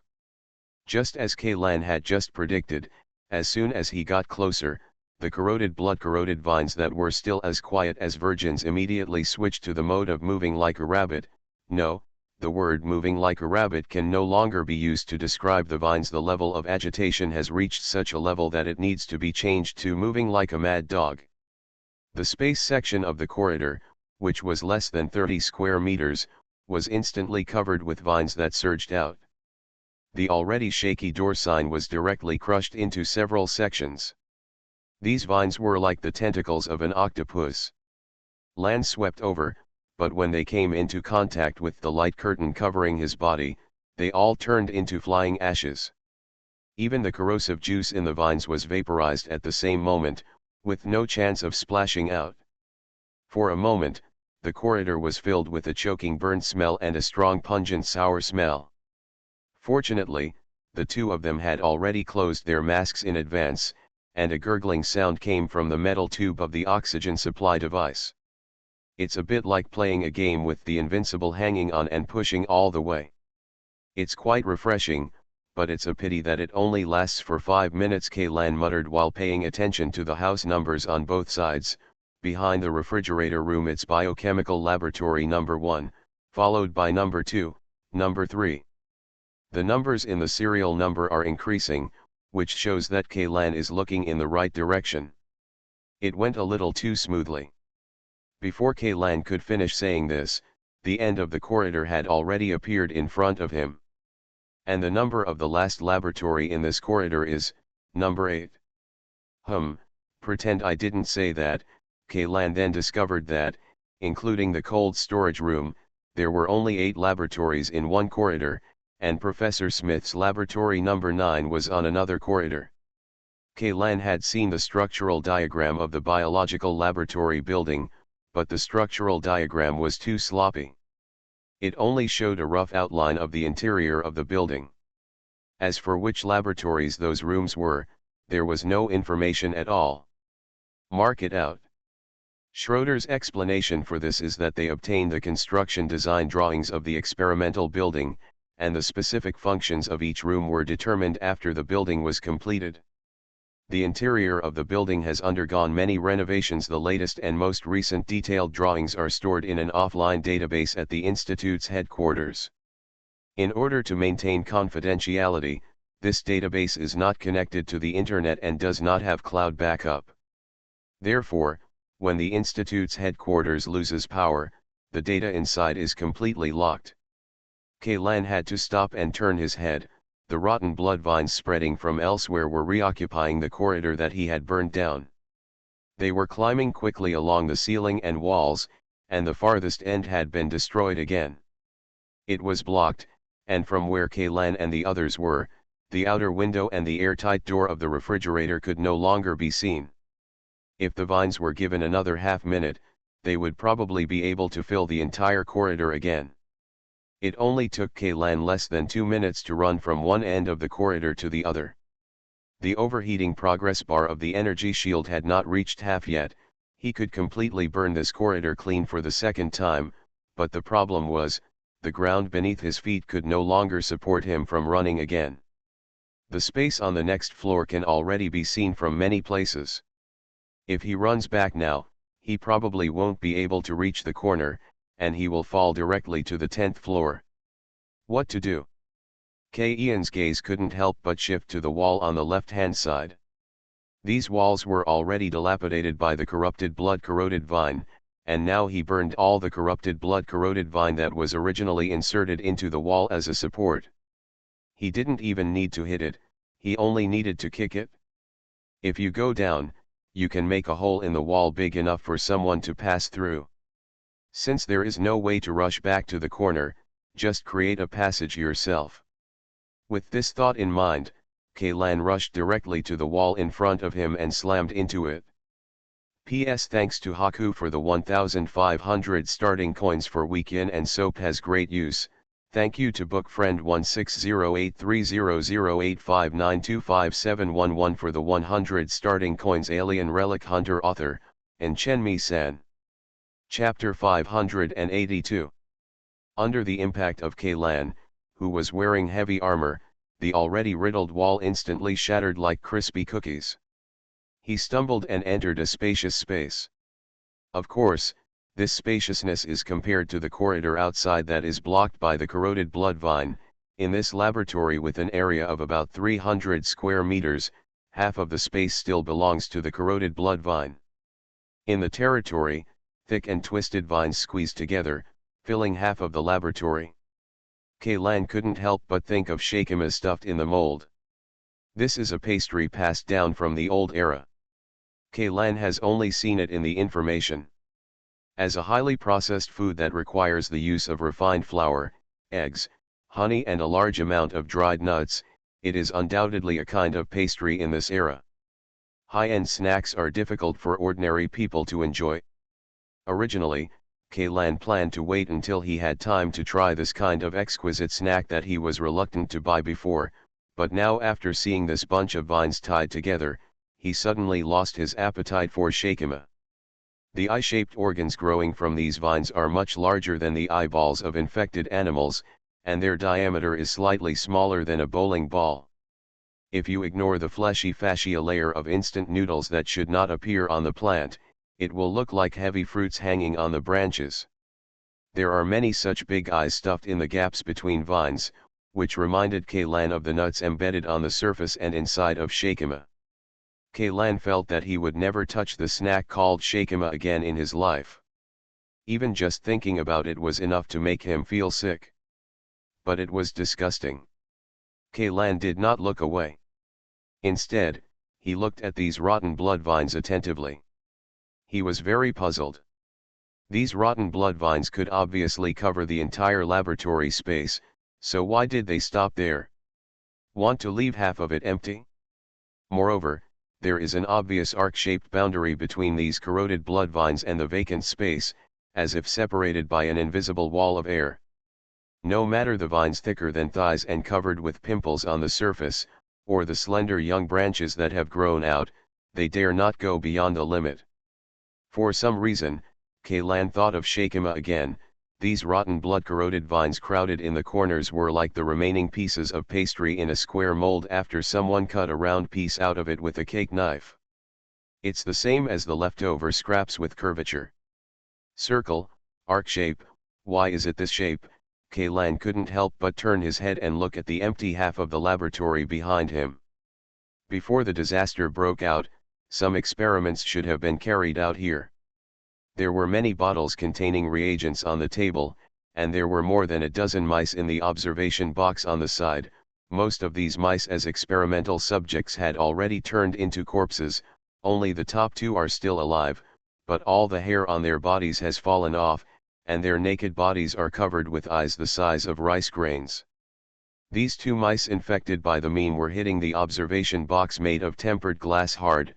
Fortunately, the glass of the observation box was extremely strong, so they were not allowed to escape from the box. Could it be that the vines are afraid to approach because of these two mutated mice? Kaylan thinks it's unlikely. The focus of his eyes couldn't help but move to the bottles containing reagents.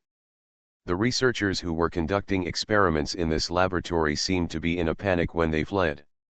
Many reagent bottles were knocked over and dumped, and some even rolled to the ground, breaking into glass shards on the ground.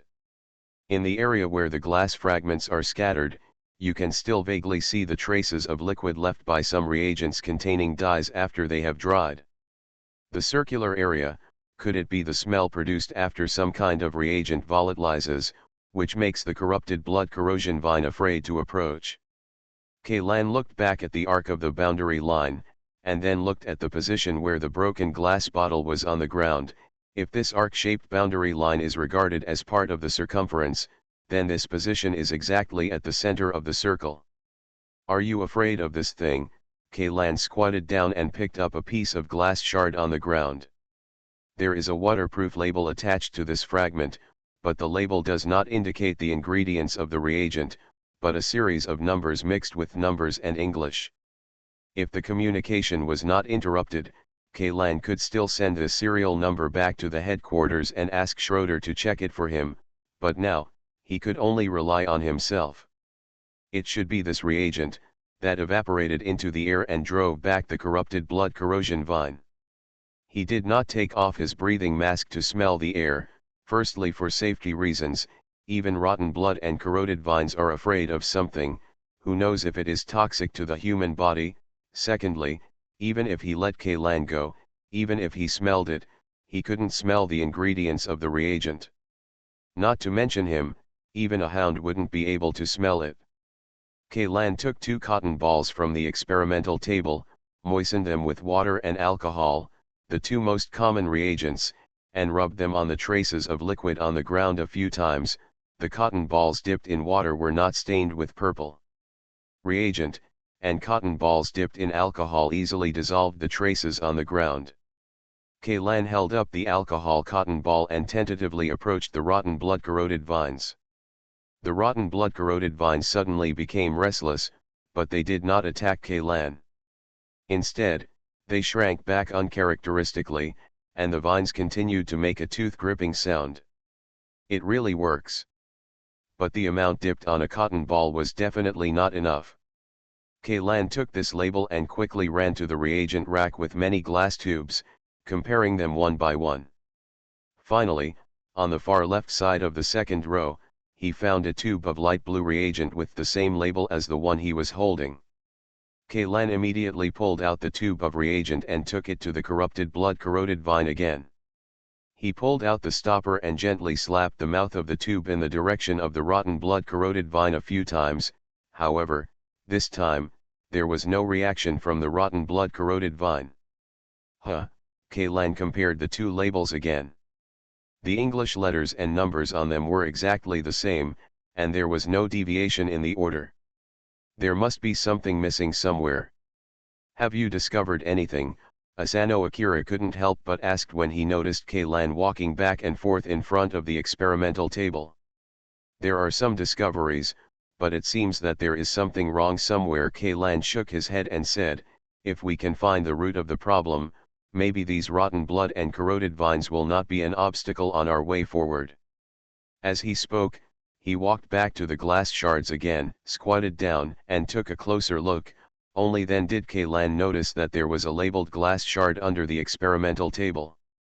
Previously, due to the angle, the fragment was blocked by the edge of the experimental table, and Kaylan did not raise his head to look under the table when he squatted down to wipe the reagents. Is it a mixed reagent? Kaylan quickly found a second reagent on the shelf.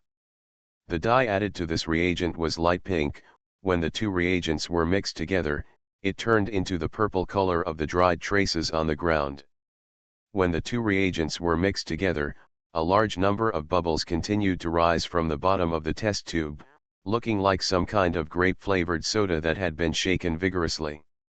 Before Kaylan even got close, the rotten blood-corroded vines began to squirm and struggle violently.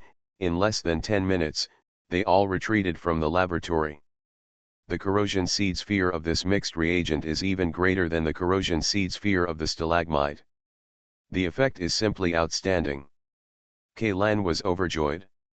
Although he was not sure whether the appearance of this reagent was a coincidence or part of the Institute's related projects, as long as it can be put to use, it is a good thing. Asano, follow me.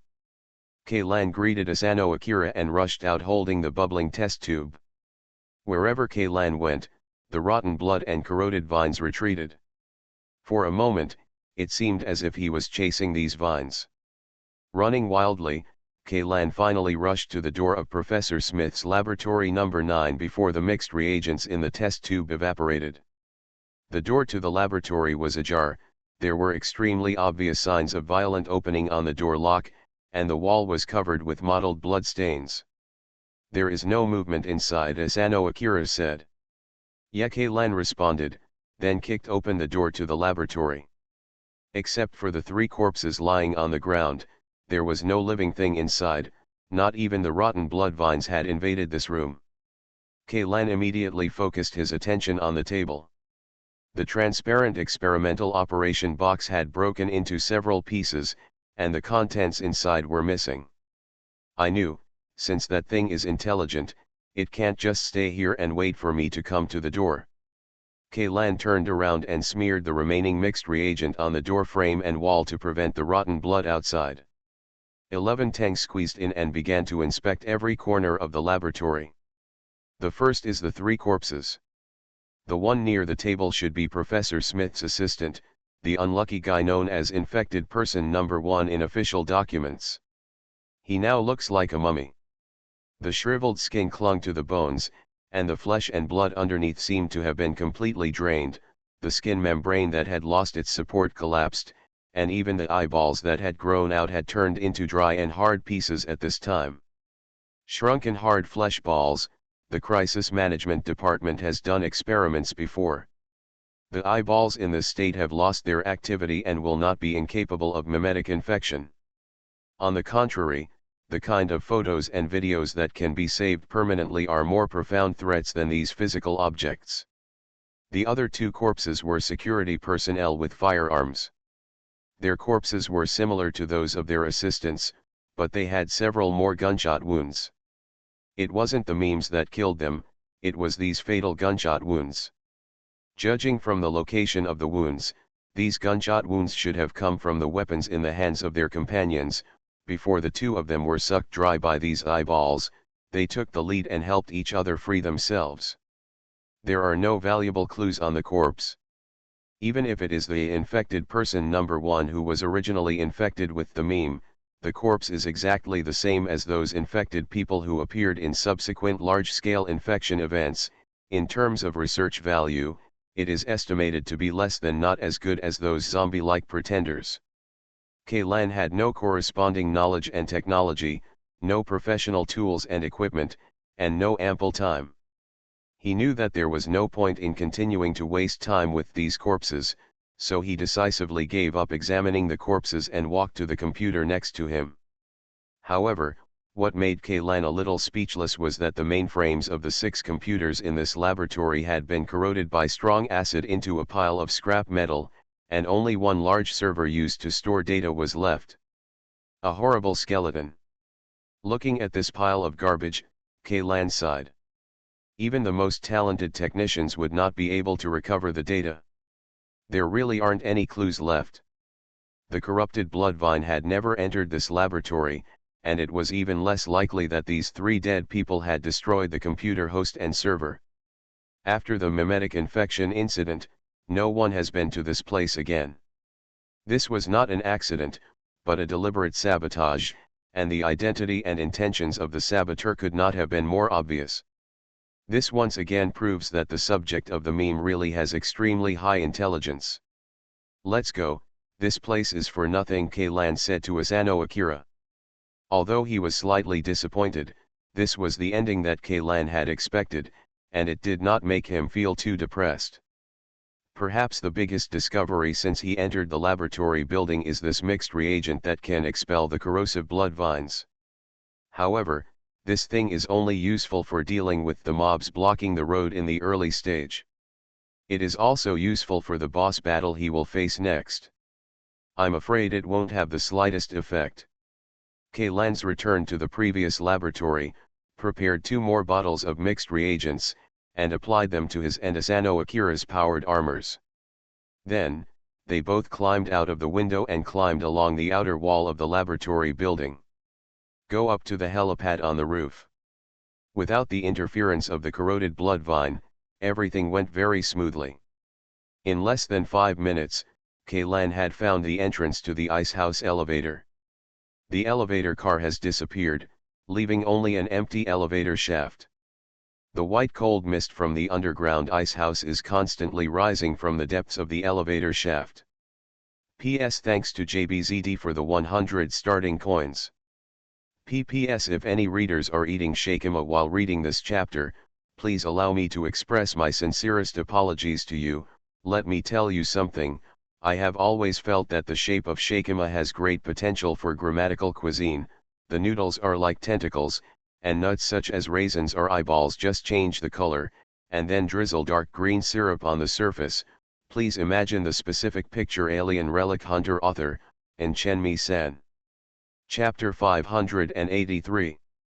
Kaylan was just standing at the entrance of the elevator shaft, and the armor's external temperature sensor was already sending out low temperature warnings.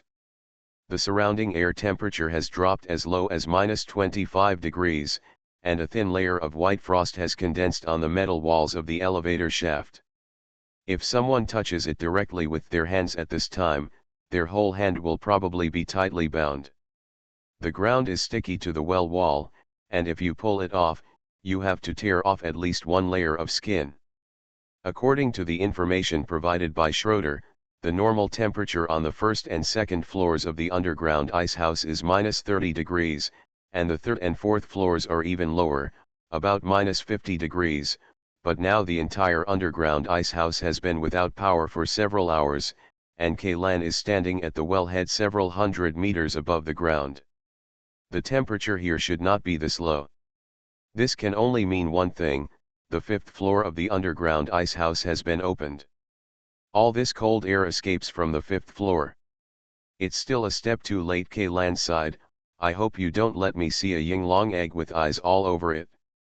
Are we going down? Akira Asano asked. We're all here. Even if it's too late, we can only make a last-ditch effort, Kaylan said. That thing probably hasn't been completely integrated with the Yinglong egg, otherwise we wouldn't have a chance to stand here and talk. I'll go down first, and you follow me, keeping a reaction distance of about 20 to 30 meters from me. If I tell you to run quickly from below, just run and don't look back. Then what should you do? Asano Akira asked immediately. I still have a trump card in my hand, but this trump card is very unstable and may involve you. If you come to save me, it will be a shackle for me. After Kaylan finished speaking, he took out a pair of hooks and fixed them on the edge of the well mouth, then stepped on the frosted well wall and began to slowly slide deeper into the elevator shaft. After Kaylan slid down a certain distance, Asano Akira lowered a cable and began to descend. As the altitude drops, the temperature sensor's indication is increasing rapidly. Of course, there is a negative sign in front of this indication. When Kaylan's feet finally touched the ground, the surrounding temperature had already dropped to more than 60 degrees below zero. He was wearing a set of general-purpose powered armor. Because he had no plans to enter the depths of the underground icehouse before setting off, he did not add a temperature insulation layer inside the armor. The temperature control device that came with the armor could no longer be used. The temperature inside the armor remained at around 20 degrees, and a biting chill continued to seep into the armor from the outside until it penetrated the bone marrow. "It's so cold." Kaylan took a look at the working status of the thermostat. It was already operating at maximum power.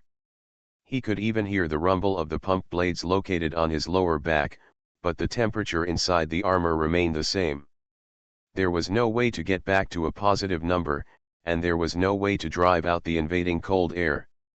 Kaylan felt as if his blood was freezing. In this environment, if you stay in this environment for 20 minutes, you will get frostbite, and it is not uncommon for a few fingers and toes to freeze off. Although based on current medical technology, it only takes a few months to replant a severed limb, not to mention that Kaylan has a self-healing ability that is far beyond ordinary people, but if he loses his hands and feet in the next battle, if you are conscious, that would be a big problem. Kaylan thought for a while, but removed the power armor reactor from his chest, removed the radiation protection cover inside the reactor, and then put it back on. This operation is no different from committing suicide for ordinary people. But for Kaylan, the threat of radiation is far less than hypothermia. Soon, the inside of the armor became warm again.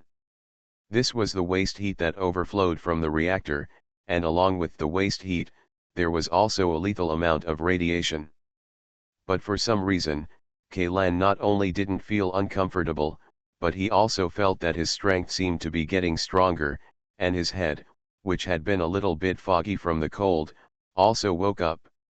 "Is it possible that I can still directly absorb radiation energy now?" he said to himself, but at this time he did not have time to verify whether this was an illusion. Taking advantage of his physical condition to return to its peak, Kaylan hurriedly asked, "Go forward." There is only one passage at the entrance to the underground icehouse. On the left side of the passage is Area A, on the right is Area B, and behind it are more than a dozen divisions such as Area C and Area D, the number of collections on the first floor of the icehouse, and there are the most types, and the actual area is divided into the most divided zones on the 5th floor. As for the entrance to the next floor, it is located at the end of this passage. If the entire underground icehouse is separated from the arc, you can see that its shape is similar to an inverted pyramid. The further you go down, the smaller the area becomes. At the top of the pyramid, there is a vertical secret passage connecting it. It is like picking up a pyramid-shaped pendulum body, and the pendulum rope connected to the top naturally hangs down under the action of gravity. Likewise, this pendulum rope sank into the cooling pool of the arc's main reactor. The sealed metal container tied to the end of the pendulum rope was immersed in liquid nitrogen at -200 degrees Celsius. The eggs of the prehistoric species Yinglong were sealed in this metal container. "Damn, it's really exciting just thinking about it." Kaylan rubbed his hand nails and wiped off the white frost on them. As he walked, he looked at the scene on both sides. The partition walls on the first floor of the icehouse are made of special glass that is opaque and resistant to low temperatures. Walking in the passage, Kaylan suddenly felt like he had returned to the remains of a glacier. "I guess there should be a collection of pieces of meat behind these opaque glasses. I just wonder if there are big eyes that can move freely in the ice and are made of human limbs." The centipede monster. Most of the collection warehouses were not opened, but when Kaylan walked to Area G, there was a hole in the glass wall that was large enough for people to pass through, and broken glass particles were scattered all over the floor. The living specimens of the six-winged gray mosquito were sealed in Area G, so Kaylan was not surprised. He would have been surprised if all the partitions were intact. He glanced into Area G. Most of the samples sealed here were samples of insect creatures. At least half of the samples had broken free of their original storage containers. Without exception, They had been infected by memes, and it seemed that the only one that had mutated, but survived in the end and managed to escape before the icehouse cooled down again, was the six-winged gray mosquito. K-Lan didn't stop here and continued walking forward. Akira Asano followed him from behind, keeping a distance of 20 to 30 meters from him. It seemed that thanks to the cold air escaping from the fifth floor, the temperature of the power-out underground icehouse dropped to dozens of degrees below zero again. K-Lan and Asano Akira did not encounter any enemies along the way, even after some indigenous creatures woke up. He ran out of the containment device and has now turned into a motionless ice sculpture. Without a protective container, the life of these creatures has disappeared from their bodies the moment they are frozen, and they will never wake up even if the temperature rises again. The Institute has really suffered heavy losses this time. Not only did it lose so many people, but there are not even a few items left in the underground icehouse. K-Lan couldn't help but think of an old article he had seen online. Story: it was the year when Ark had just landed on Alpha Planet. In that era of extremely unstable prices, a businessman used all his savings and loans to purchase a batch of rare drugs, and put them all into a bank that he spent a lot of money to rent. In the cold storage below. He originally wanted to wait until the price rose before taking action and make a lot of money, but just 2 days later, in order to clean up a group of indigenous creatures that were approaching, Ark's main gun was used 3 times in a row. The stable voltage caused power outages in many areas of the ship. Although the power outage lasted only a few hours, all those expensive medicines had deteriorated and turned into worthless garbage. The businessman who dreamed of getting rich ended his life with a pistol.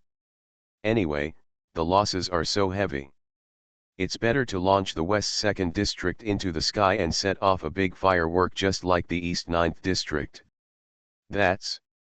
K-Lan wanted to say, it's neat and tidy, but he then thought about it. Ze-Lo could still survive in that situation, let alone this intelligent meme subject, and had to swallow the next words. The second floor of the underground icehouse is still accessible without obstruction. The third level is still the same. The fourth floor. Finally, when K-Lan was about to reach the entrance of the secret passage, he finally encountered the interceptor. Those were 2 Type B mutants wandering in the passage. Creatures such as erosion seeds can even survive in the vacuum environment of the universe for a period of time. Low temperatures of tens of degrees below zero are not a problem for them at all. However, they were nothing to Asano Akira. Without moving or stopping, K-Lan didn't even see clearly Asano Akira's action of drawing out the sword. The cores of the Type B mutant on both ends had been gouged out by the blade and cut in half in mid-air. The low temperature inside the icehouse did not seem to have any impact on Asano Akira. Good to kill. K-Lan gave Asano Akira a thumbs up, then stepped over the 2 mutated corpses that began to degrade themselves, and walked straight towards the secret passage. There is no elevator in the secret passage, but a straight ladder embedded in the wall of the passage. If you want to enter the 5th floor of the icehouse, you can only climb down the ladder little by little. Of course, K-Lan would not choose such a time-wasting method. Just like in the elevator shaft, after he fixed the hook rope, he jumped directly down and started sliding at high speed against the wall of the passage. His speed was not much slower than free fall, but he had been falling for nearly half a minute before the power armor's sensor sounded a warning that he was about to hit bottom. The reverse buffer thruster ignited, K-Ian's speed suddenly slowed down, and then he landed firmly on the ground. This is a hall about the size of a football field. The floor, walls are all made of metal.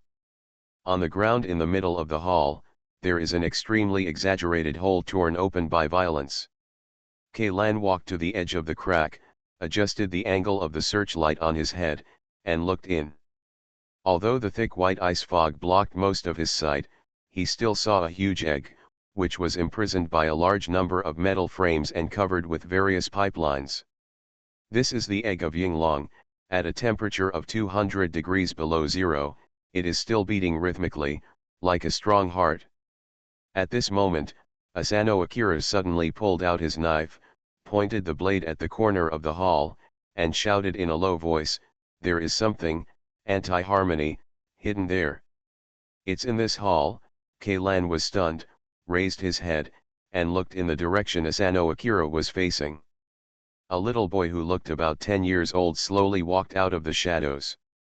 He was barefoot, hairless, and wrapped in a white coat that didn't fit at all and was stained with blood.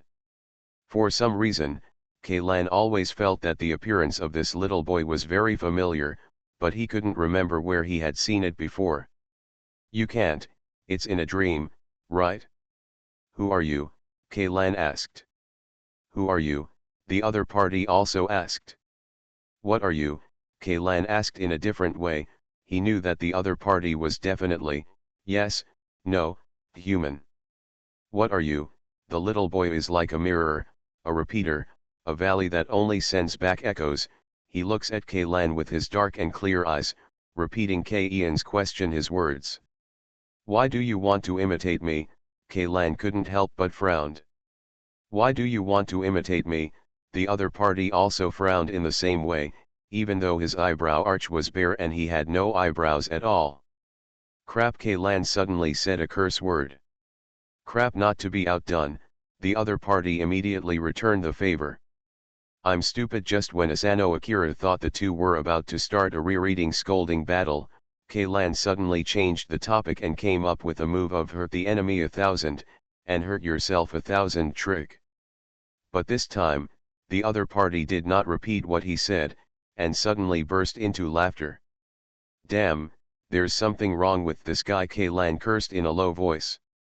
He didn't mind calling himself an idiot. As long as it could end this meaningless conversation, it didn't hurt to suffer a little verbal loss. Besides, Kaylan felt that he was indeed quite stupid from a certain point of view for just rushing into the 5th floor of the ice house. "I ask you again, who are you?" Kaylan stared at the little boy and put his hand on the handle of the shotgun. "I don't have time to play that boring game with you. If you continue to act stupid or silence, I will directly choose to shoot." "What am I? Don't you already know it in your mind?" The little boy stopped laughing and asked Kaylan. "Are you the subject of the meme?" "No. I am you," the little boy said. "I am you." These 3 words immediately stunned Kaylan. He finally understood why the little boy's face looked familiar to him, but he couldn't remember where he had seen it before. The appearance of this little boy was clearly very similar to his own. They are exactly the same. He is me. From a biological point of view, the little boy did not lie. Lin Keiming said that the meme was born because Professor Smith injected cells from the seed of erosion into his own clone tissue. If this little boy developed from that piece of clone tissue, then he was indeed his own clone. A clone of Kaylan carrying a highly dangerous meme. "I am you." The little boy repeated again. After saying that, he stretched his hands to his chin, and his nails dug directly into the tender flesh, and blood instantly stained his fingers. Kaylan didn't know why the other party suddenly started to harm himself. He picked up the gun, stared at the little boy warily, and took half a step back.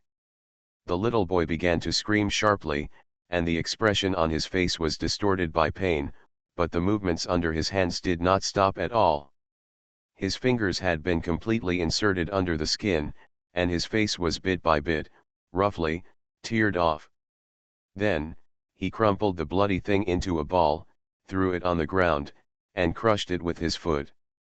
"You, hiss, this is, part of you, hiss, I am you, but I don't want to become you." The little boy pointed at the mass on the ground and shouted to Kaylan.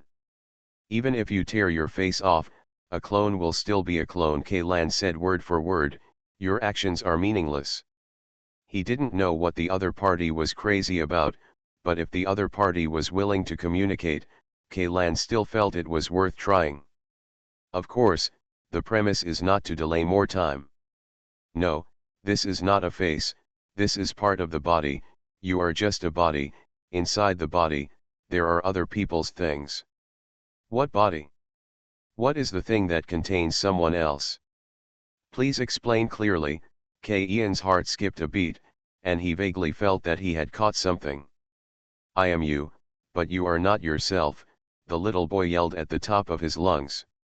"You are listening to novels at Bless Up channel. Wish you happiness and luck. Please subscribe to receive new novels. How do you feel about this novel? Please like and leave a comment." Alien Relic Hunter. Author, Chenmi-san. Chapter 584. "What on earth are you talking about?" Kaylan shouted to the little boy in a frantic manner. "Even if those guys from the undead crew like to be the Riddler, why is this clone also a Riddler?" Kaylan couldn't help but wonder, was this guy really developed from his own clone cells? "Obviously I don't like telling riddles at all. Husk. You are just a pathetic shell. Ha ha ha ha." The little boy started dancing, and the blood droplets he threw out turned into pieces of ice before they fell on the ground. He raised his head vigorously, as if while wailing and laughing wildly, the muscles on his face burst open, revealing the dense white bones underneath. "What are you laughing at? What's so funny?"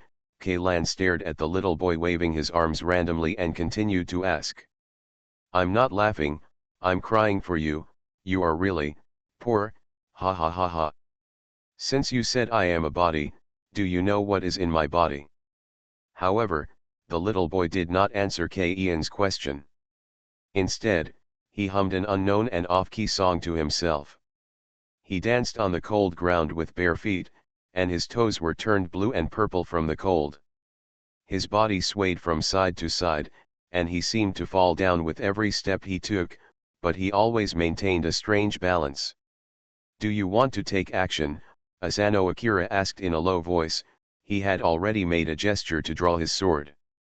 "Don't get close to it yet, it doesn't seem to be in the right state." Kaylan rejected Asano Akira's suggestion. The little boy's current appearance is really too weird. Although it has not made any aggressive moves, Ian's subconscious sense of crisis is constantly rising. Finally, when this sense of crisis exceeded the threshold that reason could suppress, Kaylan pointed the muzzle of the shotgun at the little boy and pulled the trigger.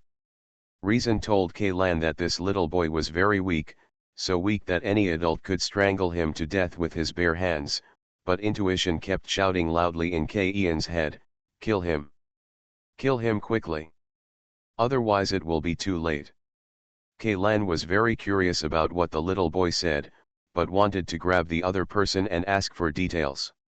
However, since the little boy started mutilating himself, he has been unable to communicate normally. Kaylan is more willing to believe what the other person said. "The purpose of this thing is to arouse my curiosity and delay time." The dense steel balls hit the little boy's body firmly. The blood-stained white coat was instantly torn into pieces, and the thin torso wrapped in the white coat was also blasted to pieces. The dancer's body was in pieces, and the weird dance finally stopped, but the little boy's humming still echoed in the hall, repeated over and over again. "Did you miss?" Akira Asano asked, "but I clearly heard the sound of bullets tearing apart flesh. Why didn't the singing stop?" This was not an illusion. Akira Asano also heard the humming echoing in the hall. Kaylan took a deep breath. Suddenly, he understood. The little boy's dance and humming are not meaningless actions. They are a ritual similar to holy words, just like the kind of dance that human ancestors danced around a campfire in ancient times. Like a ritual dance. Although the dance movements are funny and ridiculous, each movement has a unique meaning. This is a language expressed with the body. Although Kaylan destroyed the little boy's body, he could not interrupt the ritual. At this moment, the puddle of minced meat on the ground that should have been frozen into lumps of ice suddenly started to squirm. They gradually gathered together and stuck together. A twisted human figure struggled to stand up from it. Boom! Kaylan shot again, shattering the body that was not fully formed yet. The scattered minced meat crawled towards the center again. Kaylan pointed the muzzle of his gun directly at the ground and fired several times. However, the more the flesh and blood were scattered, the faster they gathered. When Kaylan fired for the fourth time after smashing the clone that had just condensed into a head, all the pieces of meat floated from the ground. The countless broken bone fragments were assembled into a complete skeleton in the blink of an eye. The floating pieces of meat, they all attached themselves to it. Kaylan did not continue shooting. Obviously, physical attacks were ineffective against this thing. Even if he used energy shield to incinerate all the rotten flesh, the clone could be resurrected again. This is part of the ritual. If Kaylan cannot terminate the ritual, the clone will be resurrected indefinitely until the ritual is completed. The ceremony, we must find a way to interrupt him. But, how to interrupt? Kaylan looked at the reborn little boy not far away. Every part of his body had been restored to its original state. Only the face that he tore off had not grown back. The bloody subcutaneous tissue, fascia, and part of the face had not grown back. The bones were exposed to the air, blood poured into the eye sockets, and then mixed with tears flowed down the muscles and ravines. He continued singing at the top of his lungs, speaking faster and faster. The tunes echoing in the hall gradually became faster and harsher, like sharp nails scratching a blackboard and rusty cymbals rubbing against each other. This damn song must stop. However, Kaylan had just beaten the clone's vocal organ into minced meat, but it did not affect the humming sound echoing in the hall at all. Kaylan felt like he was a character in a certain game scene. There was always disturbing BGM playing in the scene, but as a game character, he had no way to turn it off. He had smashed all the speakers he could find in the scene, but he still couldn't stop the BGM in the game. Only players who control the game on the screen can open the options menu and turn off the BGM.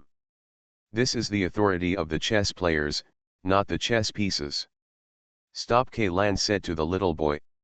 He spoke the language of the Alpha civilization. The little boy's humming paused for a moment. Stop, Kaylan said again in the language of Alpha civilization, but changed it into a majestic and commanding tone. In the language of the Alpha civilization, emotions can be perfectly expressed without even requiring modal particles and changes in tone. As long as the user wants to, he can convey his emotions to the person who hears the sentence. That person. The little boy stopped and looked at Kaylan, his skinless face full of a mocking smile, even though this smile looked extremely scary. Are you afraid? He said, using the human language, Chinese.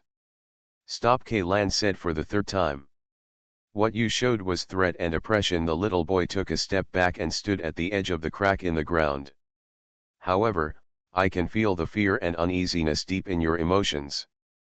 Don't force me to use my last trump card. Kaylan continued to speak in Alpha language. The power from him is enough to destroy you and this egg together. It's useless. The little boy shook his head. He seemed to be smiling. You are just a shell, a manipulated chess piece, and I am the unstable factor that jumped out of the chessboard. In his view, I'm far more interesting than you are, so even if you call on him, he won't answer your prayer. What do you know about him? I don't know much. The little boy took another step back, but at this moment, he is watching here. Your guess is correct, it is the power from him that reshaped this body. The little boy raised his arms, looked at his pale and almost sickly skin, and murmured, he gave me life, in order to watch an interesting drama. Drama? Yes, drama, in his infinite life. This is a rare pleasure. The little boy raised his arms above his head, like a speaker giving a generous speech, just like the age of ignorance, like primitive people using funny dances to please the gods. As he spoke, his body suddenly leaned back and fell into the crack in the center of the hall. Oops, Kaylan rushed to the edge of the crack, but was still a step too late. After Yinglong's egg came into contact with the little boy's body, it opened a mouth and swallowed the little boy whole. Go in. Then, the entire hall began to shake violently. Get out of here. Hurry. Go back up along the secret passage. Kaylan turned his head and shouted to Asano Akira. What about you? I still have the last trump card. But I can't use it while you're here. Trust me. Run away. But it says your trump card is useless. It's lying. It's just buying time for fusion. We've all been fooled. Get out of here now before it's too late. Otherwise, we will all be buried with him, Kaylan roared. Can you come back alive? I try my best. Okay. If you die, I will find a way to avenge you. After saying this, Asano Akira turned around and rushed towards the secret passage without looking back. He trusted Kaylan very much. Since Kaylan said that staying would be an obstacle to him, he would leave. Kaylan watched Asano Akira's figure disappear at the entrance of the secret passage, and then turned around, staring closely at the crack directly in front of him. A sound of tearing flesh and blood came from below the crack. Immediately afterwards, the edges of the crack collapsed one after another. The originally long and narrow series suddenly turned into a large hole with a diameter of more than 10 meters. Yinglong's egg slowly rose up from the cave. The egg did not hatch, but turned into a very strange creature. 3 pairs of wings with colorful feathers stretched out from the inside of the egg, 2 pairs of wings wrapped around the body of the Yinglong egg, the remaining pair of wings were fully opened and flapping. The wings flapped very slowly, and Kaylan, who was standing in front of it, did not feel the wind pressure at all. In his opinion, the reason why Yinglong's egg can fly has nothing to do with these wings. Like those creatures infected with memes, these 3 pairs of wings are also covered with eyes. These eyes are all staring at Kaylan. Each line of sight contains completely different emotions: anger, joy, excitement, fear, sadness, arrogance. These eyes, which were as solid as if they could penetrate armor, fell on Kaylan. Kaylan found that when he looked into these eyes, his own emotions were also affected. He had to look away, but he happened to meet the face between the 3 pairs of wings, the face of the little boy. Or rather, Kaylan's own face. The torn-off skin has been restored. Although the appearance has not changed from before, Kaylan always feels that the other person seems to have a different face. The eyes it looked at Kaylan were full of compassion. How pitiful! It said. Is this your final form? You tried so hard to delay time and break through the ice bank, just to become such an ugly thing, Kaylan retorted sarcastically. Ugliness and beauty are just one of the countless responses of human self-consciousness to the things we see. In human history, every era has different definitions of beauty and ugliness. Is this something you learned from the memories of those infected? Kaylan said. I have to say that you are quite suitable to be a sophist, and your ability to bullshit is quite first-rate. The other party ignored Kaylan's words and continued. Seraph, this is the new name I gave myself. Seraph, 6-winged Seraph. Kaylan quickly reacted. In a sense, the new name the other party gave himself was indeed very appropriate. The Seraphim, from the Christian classic the Bible and the Old Testament of the Old Era, is the highest ranking among the angels under God. In many people's impressions, angels are often images of handsome men and beautiful women with halos on their heads and wings on their backs, but on the contrary, in early religious classics, angels are creatures whose form in the human world is most of them are indescribable appearances. God created humans in his own image, but angels do not have the same appearance. They are spiritual beings with the ability to think. Even if they need to appear holy in front of people, they will not choose the appearance of humans, because for angels said, this is a kind of blasphemy against God.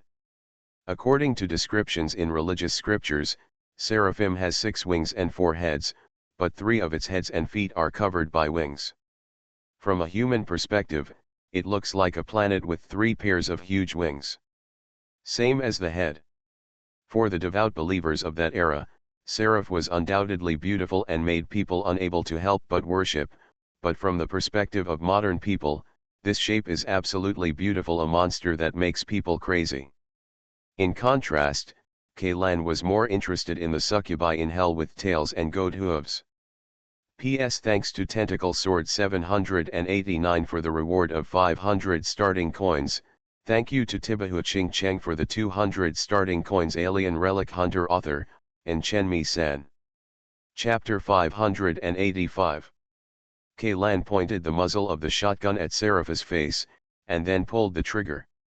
Not only the large caliber shotgun in his hand, but all the weapons on the power armor were activated at the same time. Various muzzles, and launch nests protruded from the hidden grooves inside the armor. Induced missiles. His wake even opened up a fan-shaped smoke screen behind him. The recoil produced by firing all the bullets made K-Lan take several steps back. The anchor claws plowed several half-inch deep ravines on the alloy ground. All hits, none missed the target. However, when the fire and smoke of the explosion dissipated, only a pair of huge wings could be seen blocking the front, receiving all the bombardments. The pair of wings was undamaged, just the eyes embedded between the feathers were closed. I saw the Lord seated on a throne high and high. His garments were hanging down and covering the temple. Seraphim stood on them. Each one had 6 wings.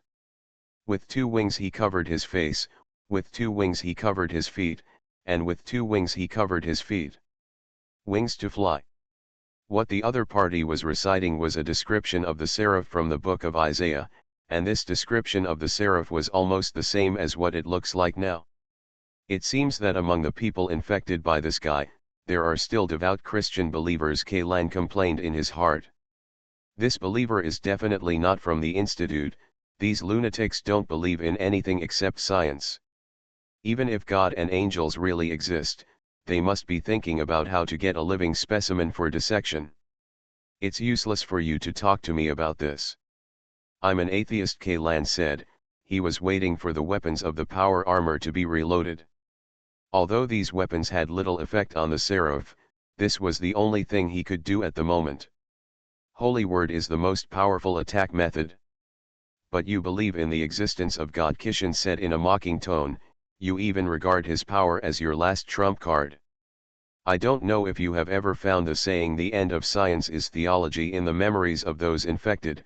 The reason why theology can exist is because there will always be things in the world that are beyond the current scope of human cognition. Things, K-Lan said.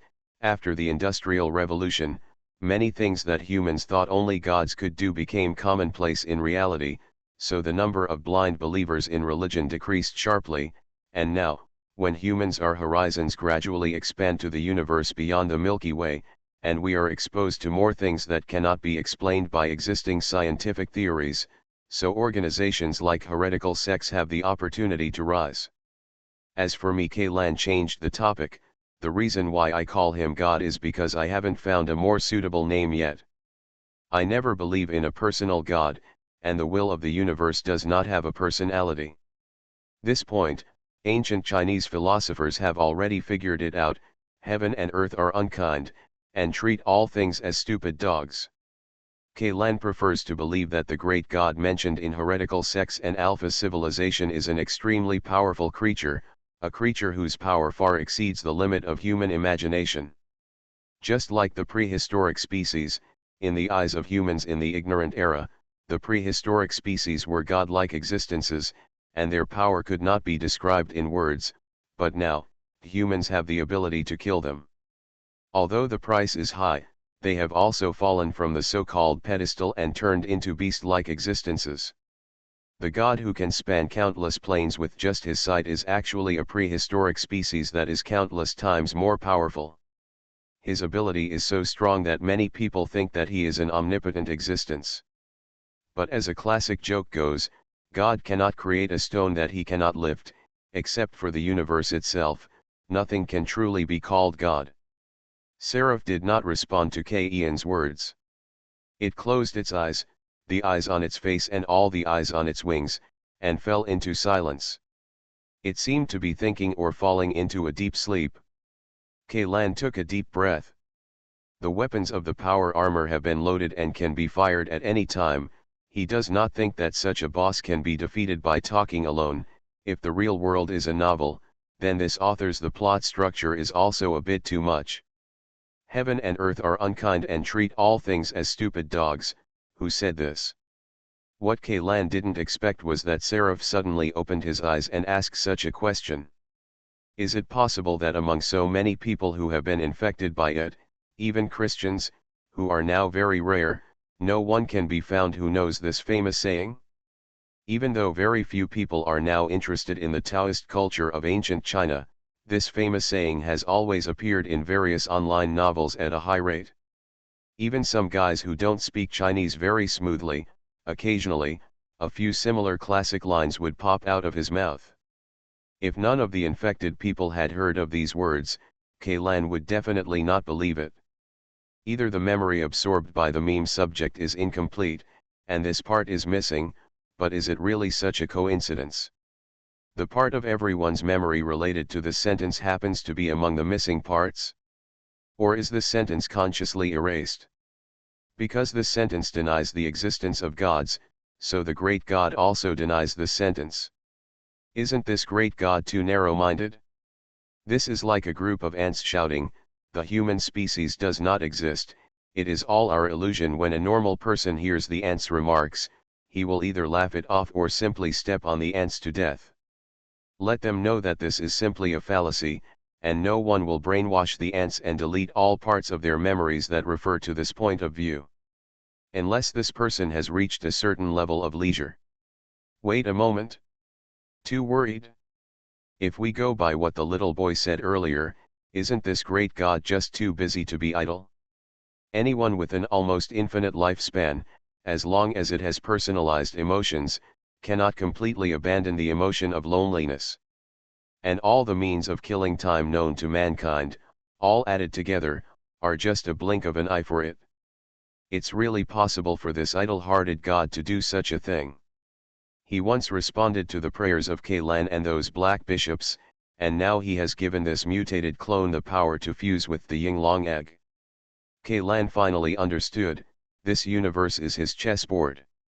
Whether it is the Alpha civilization, the heretic sect, the undead crew, or Kaylan, they are all just chess pieces on the chessboard. As for the chess players, they are the right and left hands of this God. Of course, it could also be two of his countless hands. Kaylan suddenly felt that what the little boy said just now was a bit ridiculous. It said that it was the unstable factor that jumped out of the chessboard, but now it seems that at best, it just jumped from the Chinese chessboard to the international chessboard. That's all. It is still a chess piece, just like myself. This sentence comes from chapter 5 of the Tao Te Ching. It was said by Lao Tzu, the founder of the Chinese Taoist school. Kaylan replied. So, is this man named Lao Tzu denying the existence of God? Seraph asked again. Of course, God does not exist, unless you consider the universe itself to be God.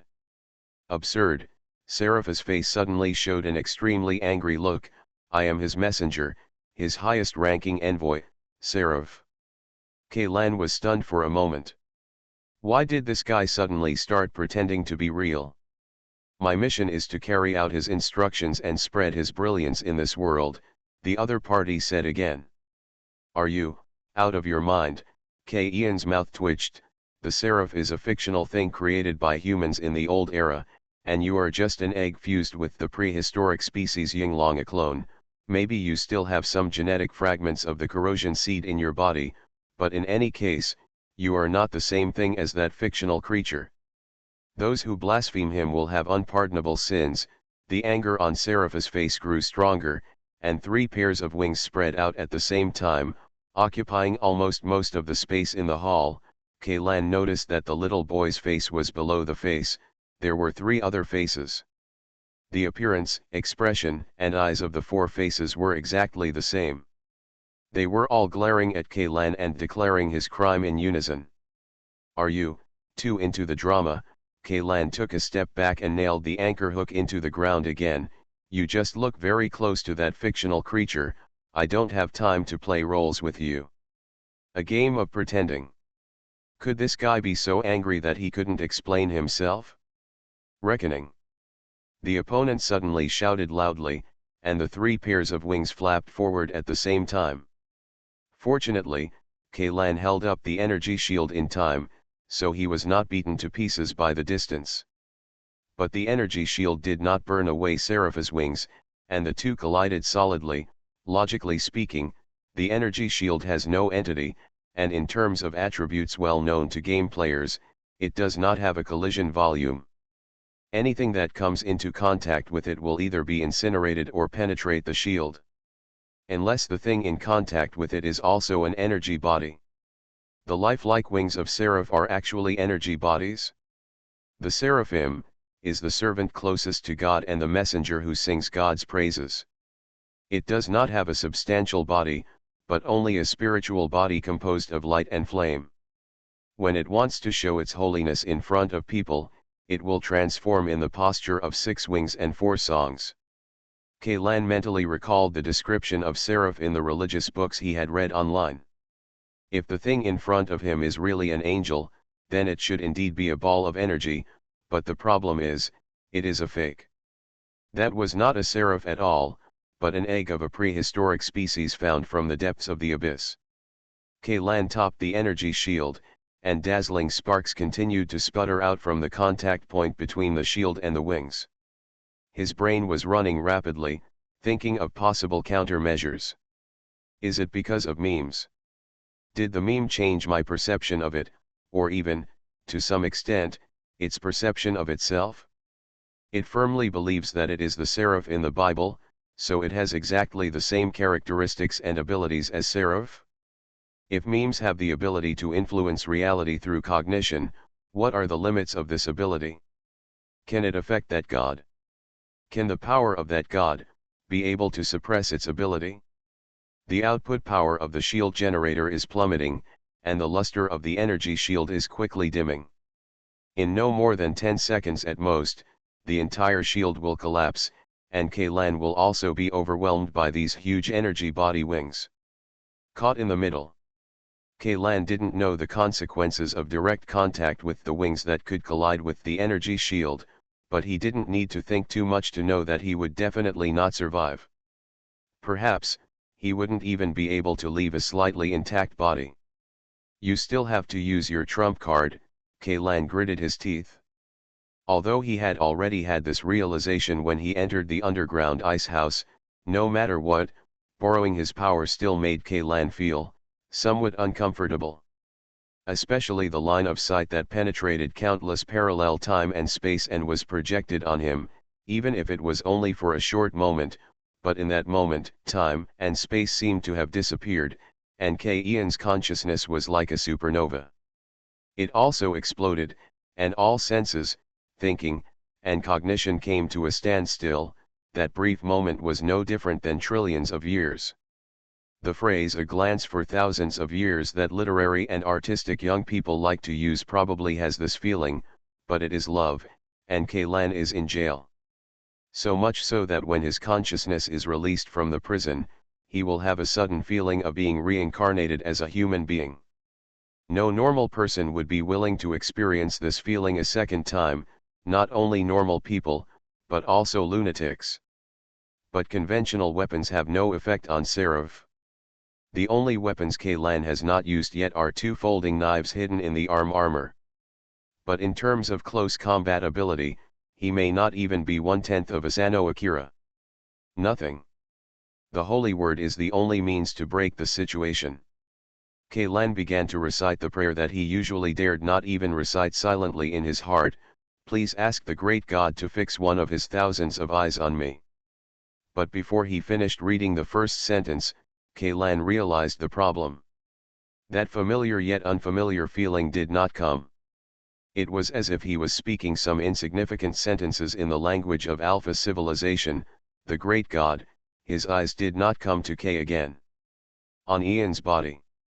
The holy word has failed.